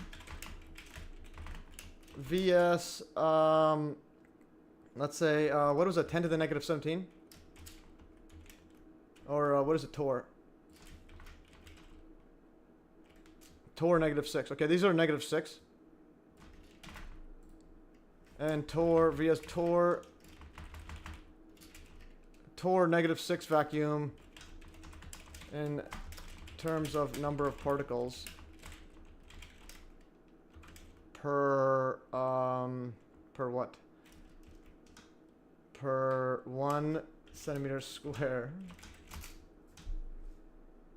Lunar surface vacuum should be referenced. Did NASA hand the Dutch queen a fossilized tree trunk and tell her it was a moron because they got a huge sarcastic streak? Yeah, I heard about that, but again, those could be psyops within psyops. Like I'm just saying the actual footage is whatever. But they're also doing a bunch of nonsense with us. Similar with 9/11, they have here's another one by 9/11. 9/11 kid dream plane. So it's like these are just stories that they throw in here. Like this guy here, 7-year-old says he was in 9/11 plane crash. The ghost inside my child. So it's like these are just random stories. Like who cares? Like he's saying that he was in the 9/11 plane crash. I'm like, what is going on here? Oh, okay. So it's like 9/11 has there's always these extra stories there. Lunar surface vacuum should be referenced. Yeah, but again, it's probably the same. The vacuum is a vacuum. It's not gonna be much difference. Lunar surface vacuum. Okay, so 10.6 is 324,000 particles per centimeters cubed. And a perfect vacuum is what? Where's the table? The summary. Okay, 0 particles, and then this one's 324. So it's like, and then how much particles there? How much particles per cm cubed? Cubed is air on Earth surface. And this is 100%. This isn't 100% all, but the astronaut's body language during the press conference supposedly. Yeah. Again, those are other issues. I'm trying to say those are something we can. Obviously, they're lying. They're also Freemasons, so they're obviously lying by nature. Lunar surface vacuum. Okay. So here's the just to give you a note why I say this my vacuum is good enough for any of these experiments, because look, this is so. Make a table comparing them all. So here's perfect vacuum. So perfect vacuum, 0 torr, 0 particles per meter, centimeter cubed, and then at 10 to -6 that all those guys were doing. Ask about guessing differences between perfect torr and yeah, we'll ask that here. So -6 and 324 particles per centimeters. But anyways. What I'm trying to say is this right here, and now you have this is 24 like to the power of 19, so this is orders of trillions. This is just regular air, so it's like unexpected anyways. And then how significant is outgassing in perfect vacuum vs 10 to the -6 torr vs via Earth air surface in for the film used in Apollo missions. Okay, I draw no conclusions, just observing. Yeah, that's what I'm trying to say. It's like just get it without it. For example, trying to conclude from Grok on outgassing, but again, outgas would be interesting. What is it? Use this one to use EKT. Release gases, water vapor due to absorption, evaporation, diffusion. These gases can be film will expose to near perfect is 10 to -12 cycle between the Earth and pressurized. So no outgassing occurs at there are no particles to release. Okay, so at 0 perfect vacuum, a theoretical state with no matter. So no outgassing. Interesting. A high vacuum typical of low Earth, where outgassing is significant due to low pressure, encouraging outgassing. Okay, and then where's the outgassing each environment? Where's the actual thingy here? Some source questions how Apollo images remain pristine. Again, this could imply unreported mitigation techniques, advanced film stabilization by Kodak, or film speculation. Fuel speculation about image. Okay, conclusion. Outgassing thoroughly maximized, posing highest risk to film. Let's see what do these guys say. It's in lab test, but Apollo's operational contacts brief, exposure time, sealed storage, minimized impact compared to prolonged lab conditions. Okay, yeah, that's okay, negligible, but water absorption could be this. Sealed. Okay, but anyways, yeah. So it's the usual thing he has. It's something, but why mention Apollo? Well, because it's relevant to Apollo. Like, what is it actually doing? What's the film that they're using? But again, it's like, how significant is it? Now you say if it's don't mention Apollo, that'll say it's significant. But what is significant?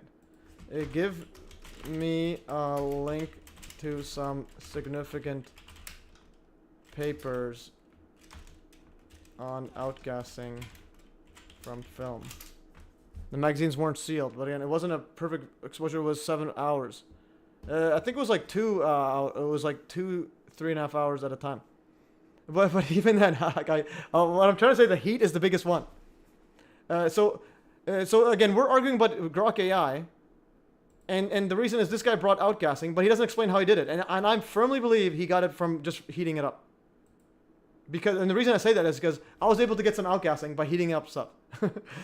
Okay, when I heated up, when I turned the oven on, I was able to heat up just outgassing just from my this right here. Okay. So I got outgassing. Magazines weren't sealed, but again, the sealing's not a big deal. The heat is the biggest one. There wasn't much heat. So this right here is just a cloth. There's no outgassing. None of the water getting out in the vacuum. The second there's heat, it just flies out. So what I'm trying to say is, heat is the main outgasser. So until someone proves otherwise, I don't say anything. Heating is the biggest outgasser. I can't stress that enough. Heating, not the vacuum. Heating is the biggest outgasser. Okay, there's some papers on this. Outgassing rate compression, 7 negatives, and Kodak. Outgassing is required. You know, it's heating is the biggest outgassing attributor. Heating makes literally the water vapor fly out. The gas outgassing. It's like heating is the biggest one, more than vacuum. Okay, how is heating more significant than vacuum conditions? Outgassing. And is the combination the most? Like, I say this, we're in the zone, so that's pretty good. Reduce external gas particles, but then heating elevated increased kinetic energy, so they can release. Temperature accelerates outgassing by increasing water vapor as volatiles, making it more. Combination. Combining low energy, low pressure, and high temperature maximizes outgassing by simultaneously reducing external. So outgassing an Apollo film one, near perfect. And the reason I put the Apollo one is because whatever you're going to be saying, you have to be comparing it to it.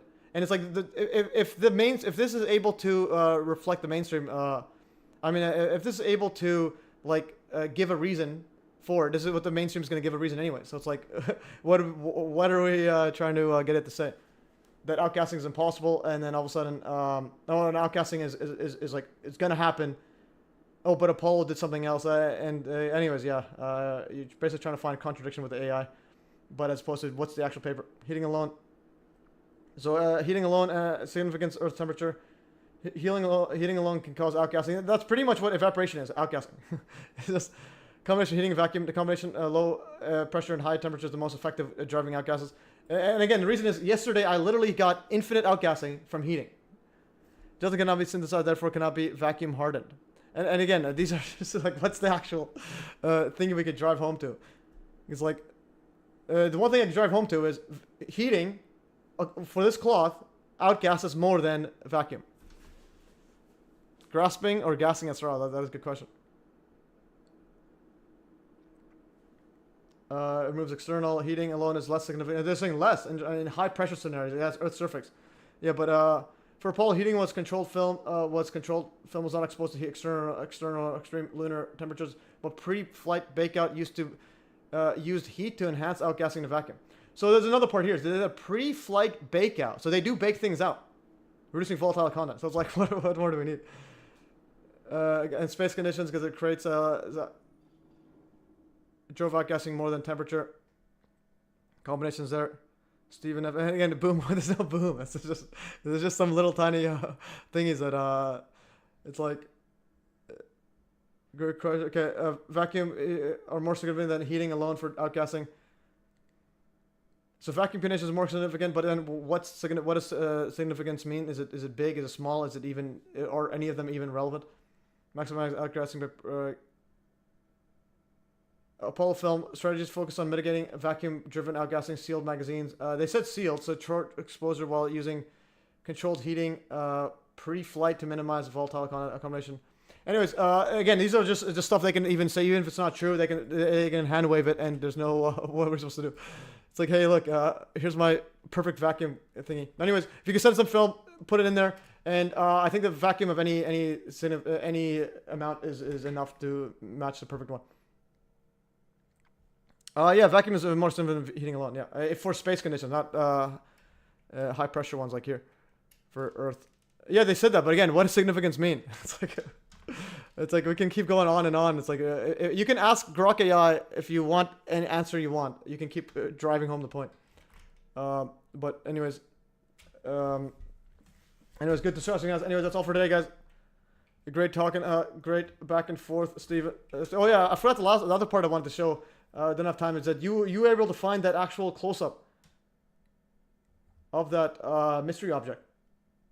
So mystery object close up right here. So this is a mystery object close up that you were able to find. I think this thing here. So it looked like, yeah, this thing is right there. I think that this is that mystery object. So it could be just part of the thingy, or it does look like something moving across on the rail there. So that's interesting. So it's not that, it may not be the giant power thingy there. Infinite loop, just like a vacuum. That is true. I just looked up India moon landing on YouTube, and wow, people misled regarding the supposed footage. It's been 3 hours. Thought you limited it. Let's see if you can beat my flowers. No, I'm gonna end it. But speaking about India moon landing, here's India moon. So here's the India moon landing. I'm calling you from your bank. Apparently India landed on the moon. Oh my goodness. I'm calling you from your bank. I get these phone calls so many times. All right, let's go. All right. So anyways, guys, there's India on the moon, and we're getting these phone calls. All right, guys, that is all for today. I'm gonna end the stream, and this is epic stuff. Okay, guys, update. Okay, and Norman, you're still awake. I think this is the time went backwards. All right, guys, go right here. Thanks for joining.